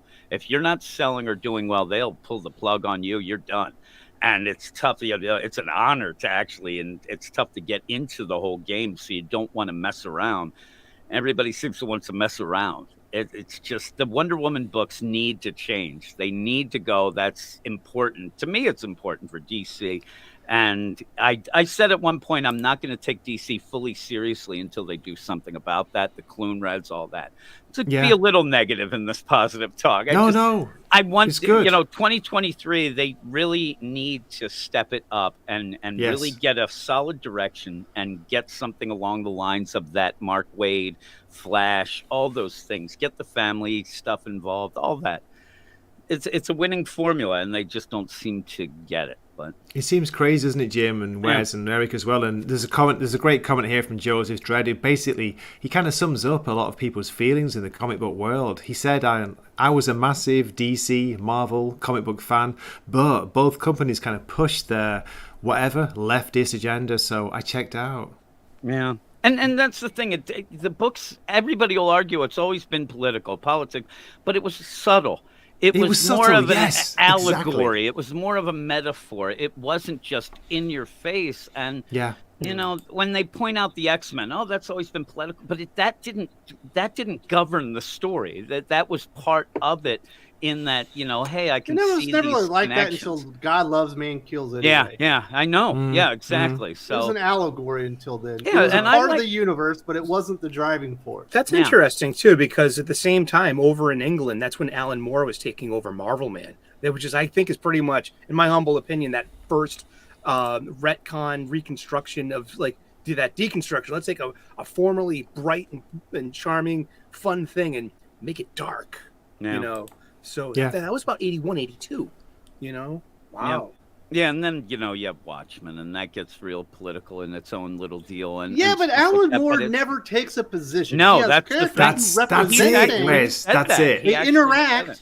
and Yeah. you get to come up with your own position. I don't Yeah. think Exactly. we're supposed to like Rorschach by the end. Mm-mm. Turns out, almost everybody universally can Yeah. relate to that character because he's Alan the Moore was only one surprised by that, wasn't he? He couldn't never believe that. Yeah. broke faith with what he believed. He might not have liked what he believed, but he was always true to Yeah, it. he was true to it. Yeah, yeah. Yes. I People like I that. don't mind that. Yeah, and that's No. the thing. That's not pushing anything. And No, it isn't. again, I'm not a political guy, so a lot of the times things go over my head. But some of the things now it can't go over your head. They punch you in the face with it, and you're No, like, they "Come on." do. And then It's it so keeps unsubtle. going and going, and that's where you end up having 6 issues of nothingness, and then you end up. And again, as I'm saying this, I'm fully thinking of the John Kent Son of Superman book, where he lost the story just getting involved in other things, whether they're right, wrong, or indifferent, whatever. It's just you need to tell a story. And Yes. that's one of the things I think is missing a lot of these writers is actually is so important. storytelling abilities. But not Jeremy Adams. He's good, and we said it before. He's come over from, movies, TV stuff, and he gets it. He actually gets it. He ends up being a really, really good writer that they should nail down. I know they don't get exclusive with a ton of people. They grab Tom Taylor, but I don't know. Jeremy Adams, they don't seem to answer his calls. It's crazy. It is so crazy. And what's going to happen if everybody listening and whatnot, you're going to regret in 2.5 years that you weren't reading The Flash when it was coming out, because by then he'll be gone and we'll all be to blame. It ends up where you're going to wish that he was still writing it because it's that good. That's good to hear. Okay, that's awesome. Before we digress too much, just let me give my number one choice of 2022. So we've already heard this, Wes, Eric, Jim, we've already heard it. Let me just share the screen. You know what it's going to be. This is very, very early 2022. It actually started, the first issue came out in December 2021. It is Mark Millar's King of Spies. Nice. To me, that good is book. the best comic book I've read over the last year. Absolutely fantastic. As you were saying, Wes, before, it's imagine James Bond getting old and retiring, but then he comes back and he takes out the real bad guys, the real villains, the ones that you can't talk about on YouTube, you know what I mean? Those kind of people. And it's so good. Beautifully illustrated by, let me check, it's Matteo Scalera, is that right? Yeah, Scalera. So good. And it's only 4 issues, Wes, isn't it? 4 issues, but it absolutely blows your mind. It's non-stop action, but it's also developing characters. It makes you feel great, excited. It makes you weep almost. So good. What a series. Yeah, I haven't Mark- read it. I'm going to have to read it now. You didn't read it, Jim? No, I didn't. That's why you're depressed. Hey, that is reading true. crap I like thought it was because I'm Wonder married Woman. with 5 kids, but Instead of that's King of the deal. Spies. I have to. The idea of it is, you get caught up in all the other things that I don't actually get to read a lot of times for just fun, and I'm going to get it then. I'll That's check it out. the worst, the great and worst part about being a comic book YouTuber, podcast, or whatever.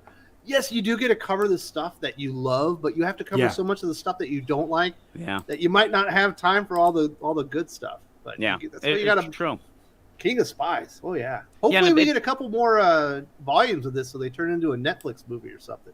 Yeah. Pierce Brosnan. I'm going to check it out. Pierce. He That's does the have thing that too. connection. I'm not a yeah. huge James Bond fan. Me I neither. know that James Bond. Yeah, so that sells me then, because I'm not a huge James Bond fan. My British roots don't come through there. I end up where I just the last James Bond This is a movie less I saw. sophisticated James Bond. You know Yeah, what I mean? well, that's good. The Jim, you last have James British Bond I roots, saw- Jim? Yeah, my mom's from His England. mom's She's British. from Oh. Bournemouth. Yeah. So, and I don't. I lived like in her, England so for there 4 you go. years, Jim. Nice. Great. Just don't go to Bournemouth. Wow. I know I didn't like it there. Yes. But I ended up with I saw Moonraker. I saw that in the theater back in the day. I like Jaws and that, his metal teeth. I'm telling you, I just was never into it. You're gonna like King of Spies. It's Yeah, I'm got gonna get it. amazing art. It's frenetically paced. It's like visceral action and it's like bone crunching action though. It's Yeah. really, really dark. I liked it. Where's some almost insane, but unbelievably imaginative action scenes, aren't they? They kind of blow your mind. It's like, oh my God, he's not going to do that, is he?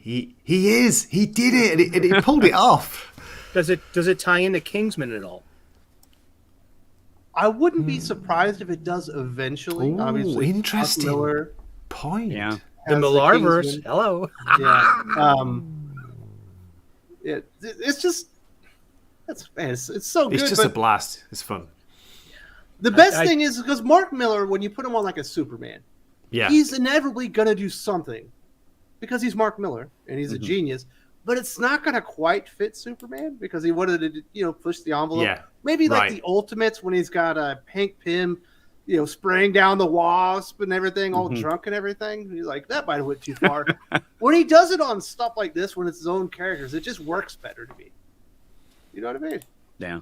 Magic Order is something I actually just recently read through. Jim, And yeah, what do you think? That. I love it. I thought it was great, but it's funny too because what Wes is saying, there is always that point where you're reading even that you're like, you went a little too far. Like it's always something you're like, oh my God, I can't believe, oh my God, he went a little further. I didn't think he'd do that. But that's few and far between in that as well. But he does do that at points. And when he does it with, say, regular superheroes, then it ends up even being amplified a bit more. But The Chosen did that to me, man. Yeah.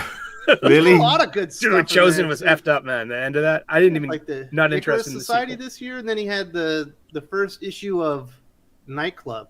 Yeah, was I didn't $2, read that. I which is want to really end good. up getting that as well. That's Only that was $2, really good. and it's good. It's a kind of a setup issue. It builds, what's going to come. I think in the future. But I loved it, Wes and Jim. I think it's great. It's like a vampire story, and maybe it's not really reinventing the vampire story, but It's like, what if a vampire decided he was going to use his powers to be a superhero instead of be a killing superhero? people? What a great idea!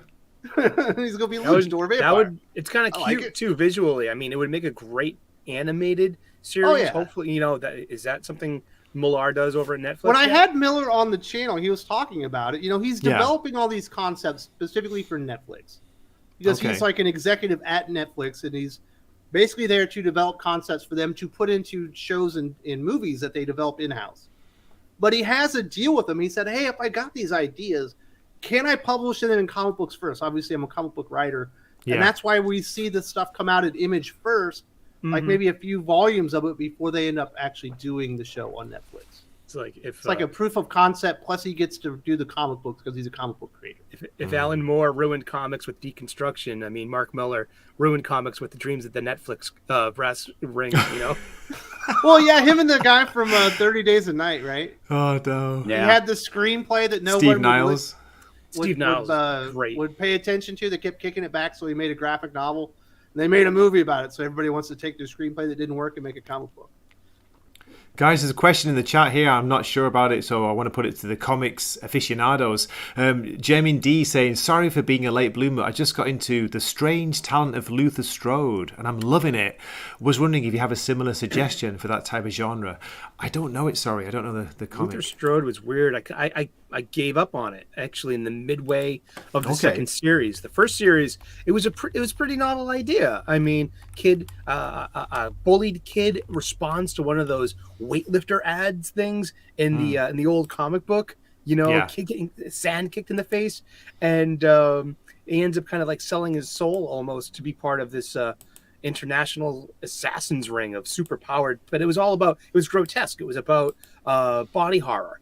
And meets high school kid who wants to, who's kind of like, Peter Parker gets bullied. And I don't know, Yeah, I've really petered out on that. I anything like that, like body horror. It sounds like Um, he's probably going to be a fan of Rick Remender. Yeah, I mean maybe. that in the best possible way. He's a Okay. writer that is very talented, that does very interesting things, that takes characters, turns them a little bad, and then tries to redeem them by the end. Yeah. You might want to But he check did- out also Donny Cates' Buzzkill. Did you read that, Wes? Oh, That's yes. kind of like that Yes, as well. Jim. It is like you said, But like a Rick Remender Black Science, really, yeah. something like that. Yeah. Hmm.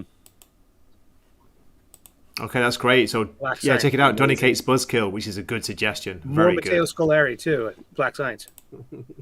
Absolutely. Yeah. Also, we got ICT Vinny saying Mark Millar's Nemesis Reloaded is coming out. I think it's next week.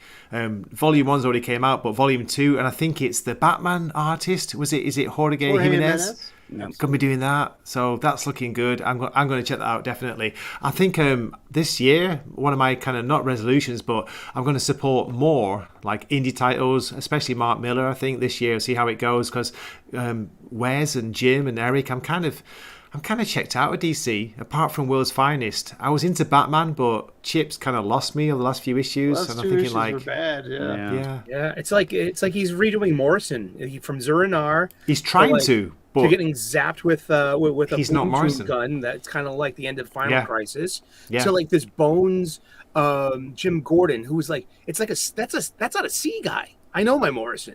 You know what I Right. mean? So it's like I'm just seeing this pattern of like this is like a Morrison tribute. Hmm. You know, so it feels If like you- it. see where it goes. If you like indie stuff, you want like the best indie stuff I'm reading now actually isn't original anymore. It's from a Blaze Comics. They take the best comic books on the European market Yes, that are written in like French or Italian or whatever. They translate them and then they're re-releasing them in America in comic back format because everything in Europe kind of comes out as graphic novels, Mhm. like Right. real big things. So if you like really good indie stuff and you can get your hands on a Blaze, you're going to be very happy. They got the best Conan comic books you're going to be able to read in the last 10 to 15 years. Yep. Yeah, and I agree. Me and Wes have talked about that, and they actually, I just got an email from them that they do manga as well. There's a bunch of French manga that they end up translating and bringing over. One of them is called Blitz. That's a chess manga that Gary Kasparov is part of. He ends No up way. being a consultant. Yeah, it's pretty crazy. It's a wacky deal, and again, it's a book about chess, but it's pretty cool. And If it's again, a manga about chess, it works. yeah, You can write yeah. a manga about anything. Yeah, really. You really have tentacles and all that stuff. But yeah, it ends up being a fun deal. But Ablaze is really something that you should check out if you are wanting to, get a little feel of some different things and indie stuff. Because They I've have a always wide told variety. that European comics are the best, like the Yeah. best versions of Western comics. But they don't really normally come out over here in the U.S. except for like I think there's a European publisher, but they're Yeah. kind of taking the stuff that's not in English and repurposing it, and Mhm. they do a great Yeah, job. They yeah. have a really good eye for what would work in America. That's the part Yeah. about it that works. They do. Yeah, it's a really good publisher. It's actually really good. Wes, how do you get hold of those? Because for me, like you, I'm limited to digital mostly, and I can't get the Ablaze digital in Japan. I don't know why. I can't get, the I have Sumerian. I friends can't get. Okay, That Death work Dealer. with the publisher to do reviews and That's stuff. awesome. And if they have those copies, they send them to me. Nice one. That's good to hear. But yeah, please Death check Dealer those out. is Opus Comics. That one's Okay. much more difficult. I've never, Can't find Drew it anywhere. keeps recommending it here on the channel, and I've never read an issue. MVP keeps recommending it too. He's like, yeah, you got to check it out, Death Dealer. Yeah, I haven't, Okay, but that's cool. Opus Comics, another smaller publisher. Just got a question in the chat from Dempsey. If you could pick a writer or a director for a Spawn movie, who would you pick? Who plays Spawn? A writer I think for Spawn. Jamie Foxx is a good choice, the guy that they Yeah. want to play Spawn right now. Ooh. That'd be good. Oh gosh, dang it! David Fincher. That's who I would want to direct. Oh my God. Man, David Fincher is amazing with dark, moody stuff. Yes. Jamie Foxx's Spawn. I think that's a winner chicken dinner right there. Great choice. Great choice. Stanley I'll be right Kubrick's back. Spawn.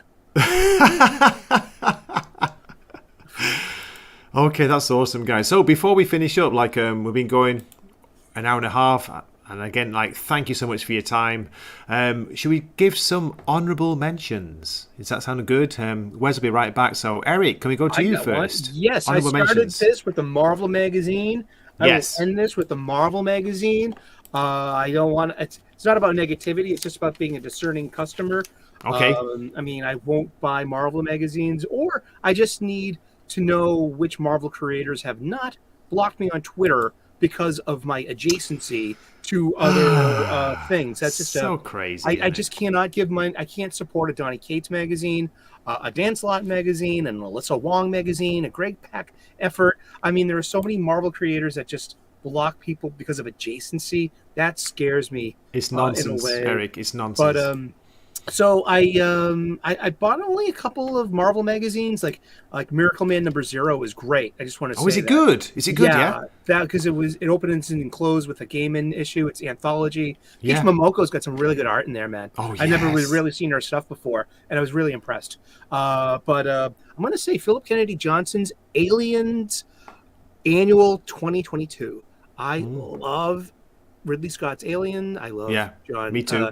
Jim Cameron's Aliens. I love this world. I love these characters. It's great horror, body horror, grotesque intrigue, military stuff. Is the This would comic make, good, Eric? Because I heard it yeah, wasn't that good. art Is by it so Salvador the annual? LaRocca. Recommend the Yeah, annual, yeah? yeah. This is art by Salvador LaRocca. Okay. You know what I mean? And this is Acme. This is a great magazine, and it's very cinematic. This would make a great movie. This one little one shot story. Now, One of shot course, story, yeah. it matters tangentially to whatever's going on that I'm unaware of. That doesn't matter to me because I don't see it. All I see is prima facie a great, tight, insular alien story. This is And Eric, really how's the good. art? How's the interior in there? Is Spectacular. it good? Salvador Let's put you full LaRocca. screen. Here we go. All right, Let's have a look. like one of the most horrible things. It's like, the Ooh. captured person being like, "Oh yes, we're going to put a face hugger on you. Look at you."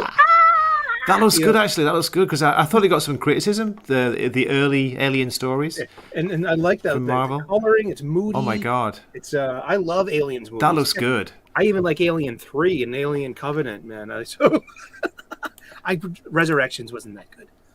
Yeah. But yeah, that's my this is my honorable mention. Yeah, it is Philip Kennedy Johnson, Salvador LaRocca, Aliens. Marvel owns the Alien franchise now. Disney Yes, owns it, they do. and that means it's when Dark Horse are no longer able to make those awesome Dark Horse Aliens comics that you know. That's a of. shame. I miss Marvel those. is reprinting them in an omnibus, and it is so expensive. But I want them. Those that first run of Alien stories in black and white. Those were grotesque. They were wonderful, amazing. and They were so creepy. good.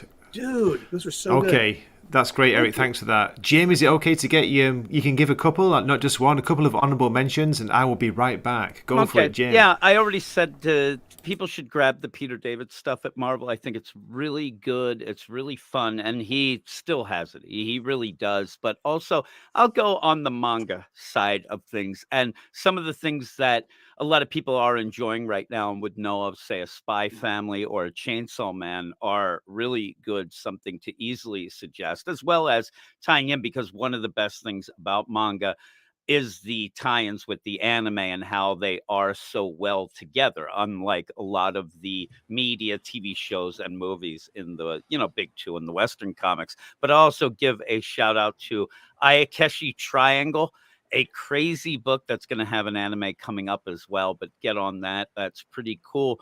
And other than that, I don't know.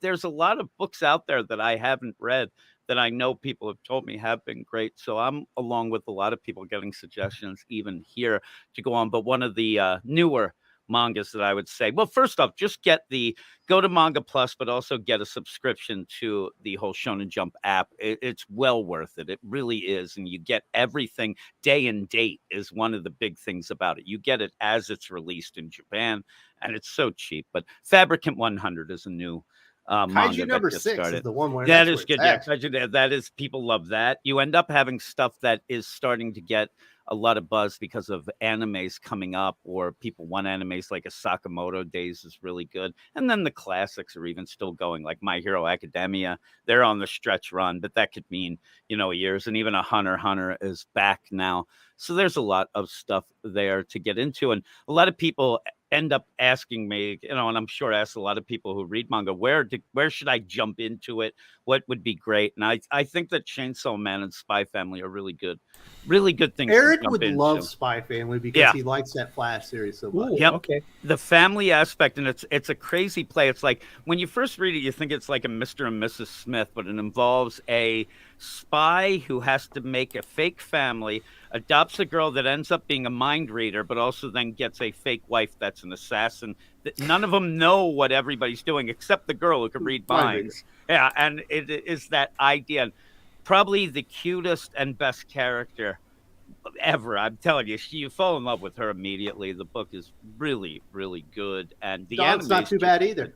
Yeah. So, and Chainsaw Man is a really cool one to get into at first, as well as if you're an X-Men fan, you could always jump into My Hero Academia. It's pretty Absolutely. much X-Men deal. And if you are like me, maybe Like Wes, Superman, you know, read Yeah. One Punch Man. One Punch Man is great because, and one of the things that I love about manga is that they really do focus on the character work, and when we talk about story or whatnot, I personally am more of a character guy because if I love the characters, I'll follow them through the ups and downs of a story. So I'm all for that. But yeah, check out some manga, read some indie stuff. I know that a lot of people are a little turned off by the big two, but there are always stuff out there to grab. But the Peter David stuff, especially, I think that everybody can enjoy that, especially if you are fans of his older work, which there's tons of fans. Joe He does Fixit this great week stuff. was amazing. There's a Yep. little Kingpin decides he's going to go put Joe Fixit in his place. Yeah, It was yeah. a great little meeting. Yep. Wes, do you recommend that? Yeah, do you Oh, recommend it? Because yeah. I saw it and I thought, okay, Peter David, Joe Fixit sounds good. It reminds me, like, back in the days when I used to read, the Hulk, Joe Fixit was there. Is it a good one? Is it a good one to start up on? Well, yeah, it's a good introduction. Hopefully it does like the 3 chapters like you did with Maestro. But Yeah. when Kingpin shows up, you're like, this makes sense. Joe Yeah. Fixit's the muscle for the casino boss. They've wiped out all the mobsters there. Kingpin's going into kind of let them know what's going on and how it works in Las Vegas. Did those mobsters end up in a pit and Straczynski Spider-Man? Was that it? Maybe, but let's just say Kingpin gets his comeuppance. Does not go well for him. Oh. Yeah. And I heard, like you were saying before, Peter David, like we've heard he's not doing so well. So how is he bringing out all these titles? Like, how is he Well, writing I'm these certain books? he already wrote it. Yeah, Because this he one- just Okay. had a bad stroke. Oh, Yeah. yeah. I That's think he had bad. multiple ones, right? Yeah, that's what they said. Yeah. So sorry Yeah, to it hear sucked. that, yeah. And even then, the Joe Fixit even had him a bit in the new Fantastic Four that he just ended as well. So yeah, he has a lot of Oh. stuff. The Maestro stuff. If you like Future and Perfect, there is not one reason why you shouldn't read the Maestro stuff. It is that good. It's really, really fun, and ended up, I think, surprising a lot of people. I think people are just like, oh, well, they're doing that again or whatnot. And boy, it was I really thought it was a good. good idea. I like the comic book that it's based on. But I was like, do I want to read Maestro? Exactly. There's Yeah. not much coming out. Let me go check it out. And you're like, well, okay, yeah. That's Exactly. That's what happened with me. I ended up like, well, I like that. You're right. And a lot of the other things, like even the Planet Hulk stuff that they're doing, like a Yeah. lot of it hasn't been great. World Breaker, So yeah. World Breaker and even other stuff that I was like, yeah, I don't know. Oh man, it was so good. It was really good. That's cool to hear. Wes, before we finish up, any honourable mentions you want to shout out for 2022? Oh, I've got lots of honorable mentions. Go for I got it. my whole As list many as here. you like. The top 10 was filled out with number 6 was Maestro World War M, which we were just talking about. Yes. Marvel Comics Strange Academy Finals, which if you haven't read the original, go read Strange the Academy's been issues. so good. The art on that is amazing. Absolutely. That's Umberto Umberto Ramos. Ramos, right? Yeah, Yep. kicking I ass, love taking it. names. Probably the best kids comic book you can buy right now. The Killock, The Artisan Wraith is a sequel to another series from IDW. Fantastic work from Livio Ramondelli. Action Comics World, which you talked about. Erratic and Rogue Sun, if you like Spider-Man, but you're not enjoying Amazing Spider-Man, read those. And then anything from Ablaze, Crimson Cage, Moon Knight, Starhen, Saturday Morning Adventures, G.I. Joe, and TMNT, and the Barbaric Axe to Drive. Those are all the ones that were in consideration for my top 5. That's awesome, thank you. And please check out Wes's channel, Thinking Critical. He's got his top 10 for the year, and also so many good videos on what's good, what to look forward to. Despite all the negativity, despite all the craziness in comics at the moment, Wes still finds time to find the good. He seeks out the good so you don't have to. So please check those out.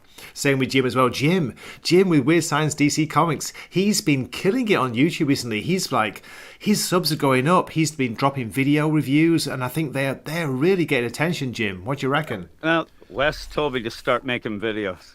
I may have, that's what it was. Oh, nice one, Wes. I ended up where we have our podcast. I said you're doing like all that. this time making the podcast. Why don't you just record it? And do it. Just do short videos. Yeah, just exactly. Short ones. And also, it was the idea that I have 3,500 written reviews in the deal on Comic Book Roundup and on our site, and people aren't really reading written reviews anymore. I read them. It's like, well, here we go. Yeah.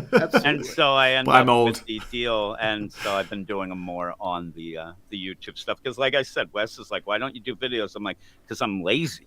It is really what it was. So you're too busy, Jim. You got so much going on. You got a huge family with 25 kids, right? Because I was too lazy. It was hard to do both. Yeah, that's true. I ended up sitting there and thinking, we used to do a 13-hour podcast. It's easier to do 6-minute videos. Oh, my God. I'll do a 6-minute video. That'll be easy. It still ends up bad. I fumble through everything, so it takes me longer than it should, though. But still, it's something cool. I always need something to kind of get me inspired and do. The process is always evolving, Jim. You just get better and better. That is true. I'm always behind the deal, though. I always end up finding out too late. But hopefully, people check out the reviews and stuff like that. I try to have some fun with it. They are the great reviews. Please check them out. And also, not just the reviews, check out Jim's podcast. He drops out on YouTube as well, but he also has, any way you can get good podcasts. He does a really good and crazy, funny, comic review show. Before we finish, I want to give my my honourable mentions. I've got quite a few as well, and these might sound familiar to you. Crimson Cage, Wes, you were saying that. John Lees and Alex McCormack. It's an early series from 2022, but a fantastic mix-up of Macbeth and wrestling. Southern wrestling. Come on, Wes. How good was it, and how good was the art? Oh, yeah. I think it was great. Very enjoyable. If Do a Powerbomb didn't come out this year, that thing would have been in the top 5 or 10. Yeah. Absolutely. Also, I've got Ice Cream Man, which is consistently good. Ice Cream Man, it's kind of dark, almost Twilight Zone style comic book, Eric. I think you'd enjoy that. By W. Maxwell Prince. Gunslinger Spawn, because I had to choose King Spawn, but you guys know Gunslinger's great. Brett Booth is killing it on the art.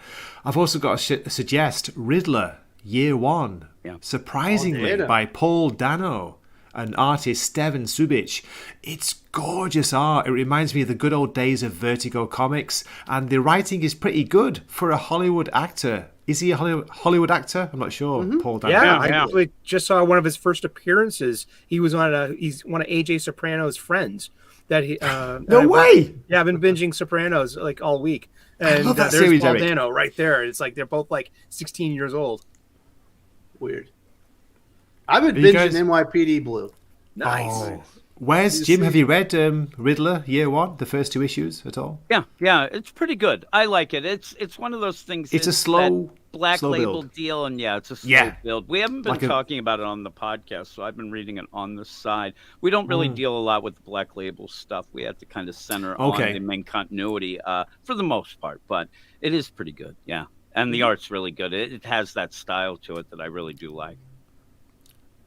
That's great. And the last 2 for me, Shaolin Cowboy, Cruel to Be Kin by Jeff Darrow. Incredible art, completely bonkers, psychedelic storybook, great art. And the last one, Sergeant Rock versus the Army of the Dead, Bruce Campbell. You talked about that before. Bruce Campbell, Eduardo Risso. It's so much fun. And who knew Bruce could write? Who knew that? Who knew Sully wouldn't put that in his top 5? I know. Yeah, right? It'd be guaranteed. We've been talking about that for months. It could have been number 7. I know, guys. I wanted to do a top 10, but I knew it'd be 4 hours, so just wanted to keep it to 5, to top 5. So thank you so much. Before we finish up, Wes, what do you want to shout out? What have you got coming up on your channel? Oh, today is a triple broadcast of Doc. We already had our review of the Emerald Knight from last week, which was really, really bad. was Then terrible. in a couple of hours, we're going to talk about the comic book collecting do's and don'ts. If you're getting into comic book collecting, maybe you're not into new comics anymore, you want to go into the back issues, we've got a little video talking about all that. And we also talk about the current state of the comic book industry. We're going to do that at the PM, probably about 5 p.m. Eastern Standard Time. We're going to talk about how this is similar to the 90s, but it's actually a little bit different. We talk about how maybe this collapse feels just a little bit different than the 90s. So that's all coming up today. That's awesome. Thank you so much. Okay, let's go to Eric next. Eric, the Sultan of Soup, as Wes christened you. What have you got coming up? I got a 3:00 show coming up today. A chowder. You want a submarine sandwich? We call that a yahogi. We call that a spucky around here. Well, hi everyone. I'm Eric O'Sullivan, aka the Reverend Sully, ordained on the internet. I make daily comic book content, 3 p.m. U.S. Eastern daily. We talk about comic books just for a few minutes in a day. It's just kind of like today's show. If you enjoyed this kind of content, this is the kind, come aboard. And it's like 20 minutes a day. We just talk about comic books. We just try to embrace the good stuff and learn. One thing I love about being a comic book fan, I have never stopped learning about my my hobby. I really haven't. This year, I'm learning more and more about it. I'm going to learn how to grade comic books this year. So that's going to be a big part of my show going forward. I'm going through my comic book collection. Everything's getting a new bag, a new board, and a new box. And while we're doing this, we're going to be looking at Overstreets. We're going to be grading them and pricing them too. So I'm just reevaluating my comic book collection. You could too. If you think you need new boxes, new boards, new bags, let's all go to our local comic book shop. Avoid Amazon. Let's go to our local comic book shop and spend money where we need to keep our LCS alive. Seriously, I'm on a mission.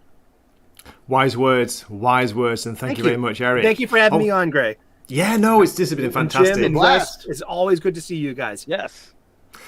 Okay, Jim from Weird Science Comics, who has a fantastic blog as well, where he writes reviews as well as like doing amazing video reviews. Jim, what have you got coming up? I'm going to be putting up a couple reviews. I'm actually going to have the review for the most recent Strange Academy that West mentioned. I will talk about how I say it's the most overrated comic in the last couple of years, but then it's kind of a clickbait deal. I said that It's one of my favorites as well. But I do think that it's one of those, it's so good that you want even more was the spin of that. But that will be up, as well as I think I have a Venom review coming up, some of the recent stuff from Marvel, and then I'm going to start getting into stuff because I'll be doing my main Marvel podcast tonight with the stuff that came out this week, including some dark web stuff. So I'll probably lose my mind. And then on the regular deal, we'll have our DC Comics podcast comes out tonight. Not a lot of books this week, so it's a shorter episode. And other than that, just everything starts up again. I'll be dropping stuff on the YouTube channel more and more, I think. Just because it kind of is fun when you start something a little different than what you've been doing, and getting a lot of good reactions and talking to people, which kind of has faded away in the written review stuff. Not a lot of back and forth, with people who are also reading the stuff. So I do like the YouTube for that as well. Mark Wade read one of your reviews, and he let you know you were full of it. Yeah, he said we were full of it. And speaking of which, if I ended up going with Sully's idea of not supporting people who block you, I'd be done. I might as well. Like we mentioned at least 5 people in this show where they have blocked us and just hate us. Stephanie Phillips hates us. She can't stand us. Tamara Bonvillain, who I think is one of the best color, she can't stand us. She said that I was an awful human being. Is she a she or a he or a she or a he? I think it's a she, but she ended up, But I'm an amazing colorist, Jim, you're right. Great, one of the best ones. So good. And Mark Wade kind of put us in our place. Oh, God. It was about continuity, and he tried to explain the continuity of World's Finest. And by the end, I realized you don't have to worry about it. Just have fun with the book. But he ended up with that. We get yelled at. Jeff Johns has yelled at us at points. You gave him a 9.5 on the review. I know. He was Scott Snyder in the first issue of Metal back in the day, I think we gave it an 8. and he railed into me for like 12 hours about Are you serious? because in the review, it was my Why? buddy Eric who did the review. He ended up saying that he thought that Greg Capullo's art could have been a little better because he loves Greg Capullo. Right. And I even disagreed with Eric a bit on it, but oh my God, he ripped into us. No way. That's crazy. We get yelled at all the time. Oh, so that's do. what's good. In fairness to Scott, he's one of the few creators that will reach out to you and have an honest. Oh, he discussion. will. Yeah. Yes, He'll he tell you did. things. Oh yeah, he asked me to be. He asked me to being quote stop being such a shit on an email, and I did. Seriously, Were you being a shit, Eric? I can't believe it. I was. can't believe it. He totally spoiled something on his own comic book, but I kind of like said something on Twitter once, but he did not block me. He reached out to me on Gmail and I just like, hey, I get it, but can you stop being such a shit? And I'm like, okay. Yeah, I think that he actually That was- cares what yeah. people think, and maybe a little He's all too right. much sometimes, but he does reach out and talk to people. If you end up having a question, ask him. He'll probably answer. I mean, it's nothing Absolutely. any special or anything. He just likes to talk to people about the stuff. He will try to convince you that his stuff is better than you might think. He's big on Yeah. that. Good for but that. that's good. I mean, that's what you do. But at And least yeah, he'll he's talk to fun. you. At least Yeah. he'll talk. He'll give you a chance. He won't just block you. Which is Yeah. very Exactly. case. I mean- Okay, guys, again, like we're just going to wrap up right now, but right before we finish, Wes, what are you looking forward to for 2023? Anything that's like standing out for you that's coming out soon, hopefully, for comics? Well, I'm actually looking forward to this Mark Waid, Dan Morris Shazam series. Oh my God. They're going to be Yes. doing both. They're not stopping World's Finest. They're going to continue with that one and then do the Shazam series monthly. And just wow. based on what I've seen, that ought to be something to look forward to. I'm pretty excited about that one. Ooh, me too. That now. sounds awesome. I love Shazam. Eric, how about you? I'm looking forward to 1 Minute War by Jeremy Adams on Absolutely. The Flash. I'm looking forward Good to. call. I know a lot of people had a problem with this, like the release of DC's new Dawn thing. This, you know what I mean? Like The why Dawn not, of DC. but they're not. Well, what I see is they're not They're like slow you know, rolling it out over they're 7 Slow months. roll. Yeah, right? And That's crazy. So by the end of the year, we'll have a JLA slowest book, dawn you ever. know? They've done it before. I mean, if we're in, we're in. We're not, we're not. That's okay. I mean, I'm looking forward to the Philip Kennedy Johnson, John Stewart book. And I don't know about the Mariko Tamaki. Mariko Tamaki, Hal Jordan. Hal book. Jordan You're book, not into that? but I will give it a chance. I will Give it a I'll- chance. I'm gonna. Her yeah. Wonder Woman wasn't that bad. And but Liar, and so liar. and hopefully It's maybe I'll better find a than Marvel. Rad. Yeah, it was. I said Maybe I can- Bloomrad's good at making everyone else look good. But yeah, I'm also okay, and I'm looking forward to Rainbow the Brute by Ethan Van Sciver. I crowdfunded that. Is that ever coming out, Eric? Yeah, No, just I mean, kidding, just kidding. I know, but still, it's like that's up my alley. I mean, it's like Yeah. He-Man toys set in the girl. I mean, I love. I got the executive briefcase, which is a lunchbox, and Okay. we met our goals, so we're getting a thermos, and it's just going to be packed with fun stuff. He makes fun stuff like stickers, hollow stuff, and it's just I'm just a big fan of his. So I actually got two. I one to open wow. and one to keep. Yeah.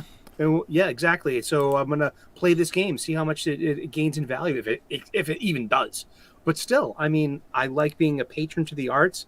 I'm looking It forward to is. that. It's about that, Eric. It's not about the value, the supposed value, the value that it means to you, the enjoyment you get from the story. That's what it's about. Okay, Jim, how about you? What are you looking forward to in 2023? Here we are. I'm with Wes. I mean, I'm looking forward to Shazam, but I'm also looking forward to, though I'm not the biggest Joshua Williamson fan, but I'm looking forward to the Green Arrow stuff as well. Just because we haven't had a Green Arrow book in a while, and I want to see what he's going to do. We haven't. with I missed that. Yeah, and Ben Percy, right? Was the last one. yeah, and it was okay. all right. Yeah, it was okay. It was fine. okay. And Ben Percy, though, he ends up like he's not a guy who I look for to have like a hopeful, fun type of play. And I think Joshua Williamson will probably end up grabbing onto that Mark Waid vibe for this. You have the whole family so. of Connor, all them going, and then first trying to find Oliver. So I think that'll be fun. And then once you go and get that, I think that will be a pretty cool deal. And also, I'm looking forward to see how they roll out more books. I wish they weren't doing that slow roll. I thought that was a big mistake, but Sully's trying to convince me otherwise, so I'll go with it. And I'm looking forward to see when they come back with the Justice League. And I mean, a lot of people are saying that would be great if Mark Waid was on that, but you can only do. Well, it's not going to be the Justice League. The Titans Yeah, are I know. taking over. Yeah, at and the least, Titans stuff. probably for the first year at least. And we'll see how that is. And just I want to see how this whole Dawn of DC goes, and how you know I want more of the announcements, who's on Cyborg, stuff like that, to see how this is playing out. And Steelworks is actually a book that they tease I'm Hawkman worried, too. Who's writing the damn book? exactly. Yeah, I mean, Are you serious, Wes? Really? Yes. Yeah, He's part of the little teaser. Like, yep, he's Oh there. my god.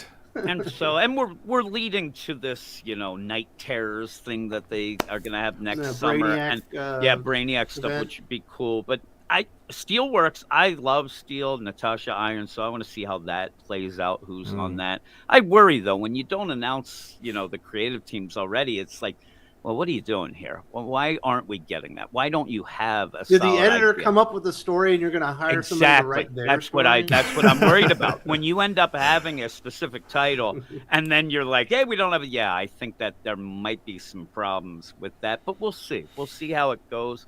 But I don't know. Like we said, there's some really, really good DC books. There's just some really, really shitty ones. And hopefully the shitty ones get better and we get a couple more on the top. And Marvel, it's just so weird. I do a Marvel podcast. I got nothing for Marvel. I just have I don't even get a feeling of really the Marvel. whole deal.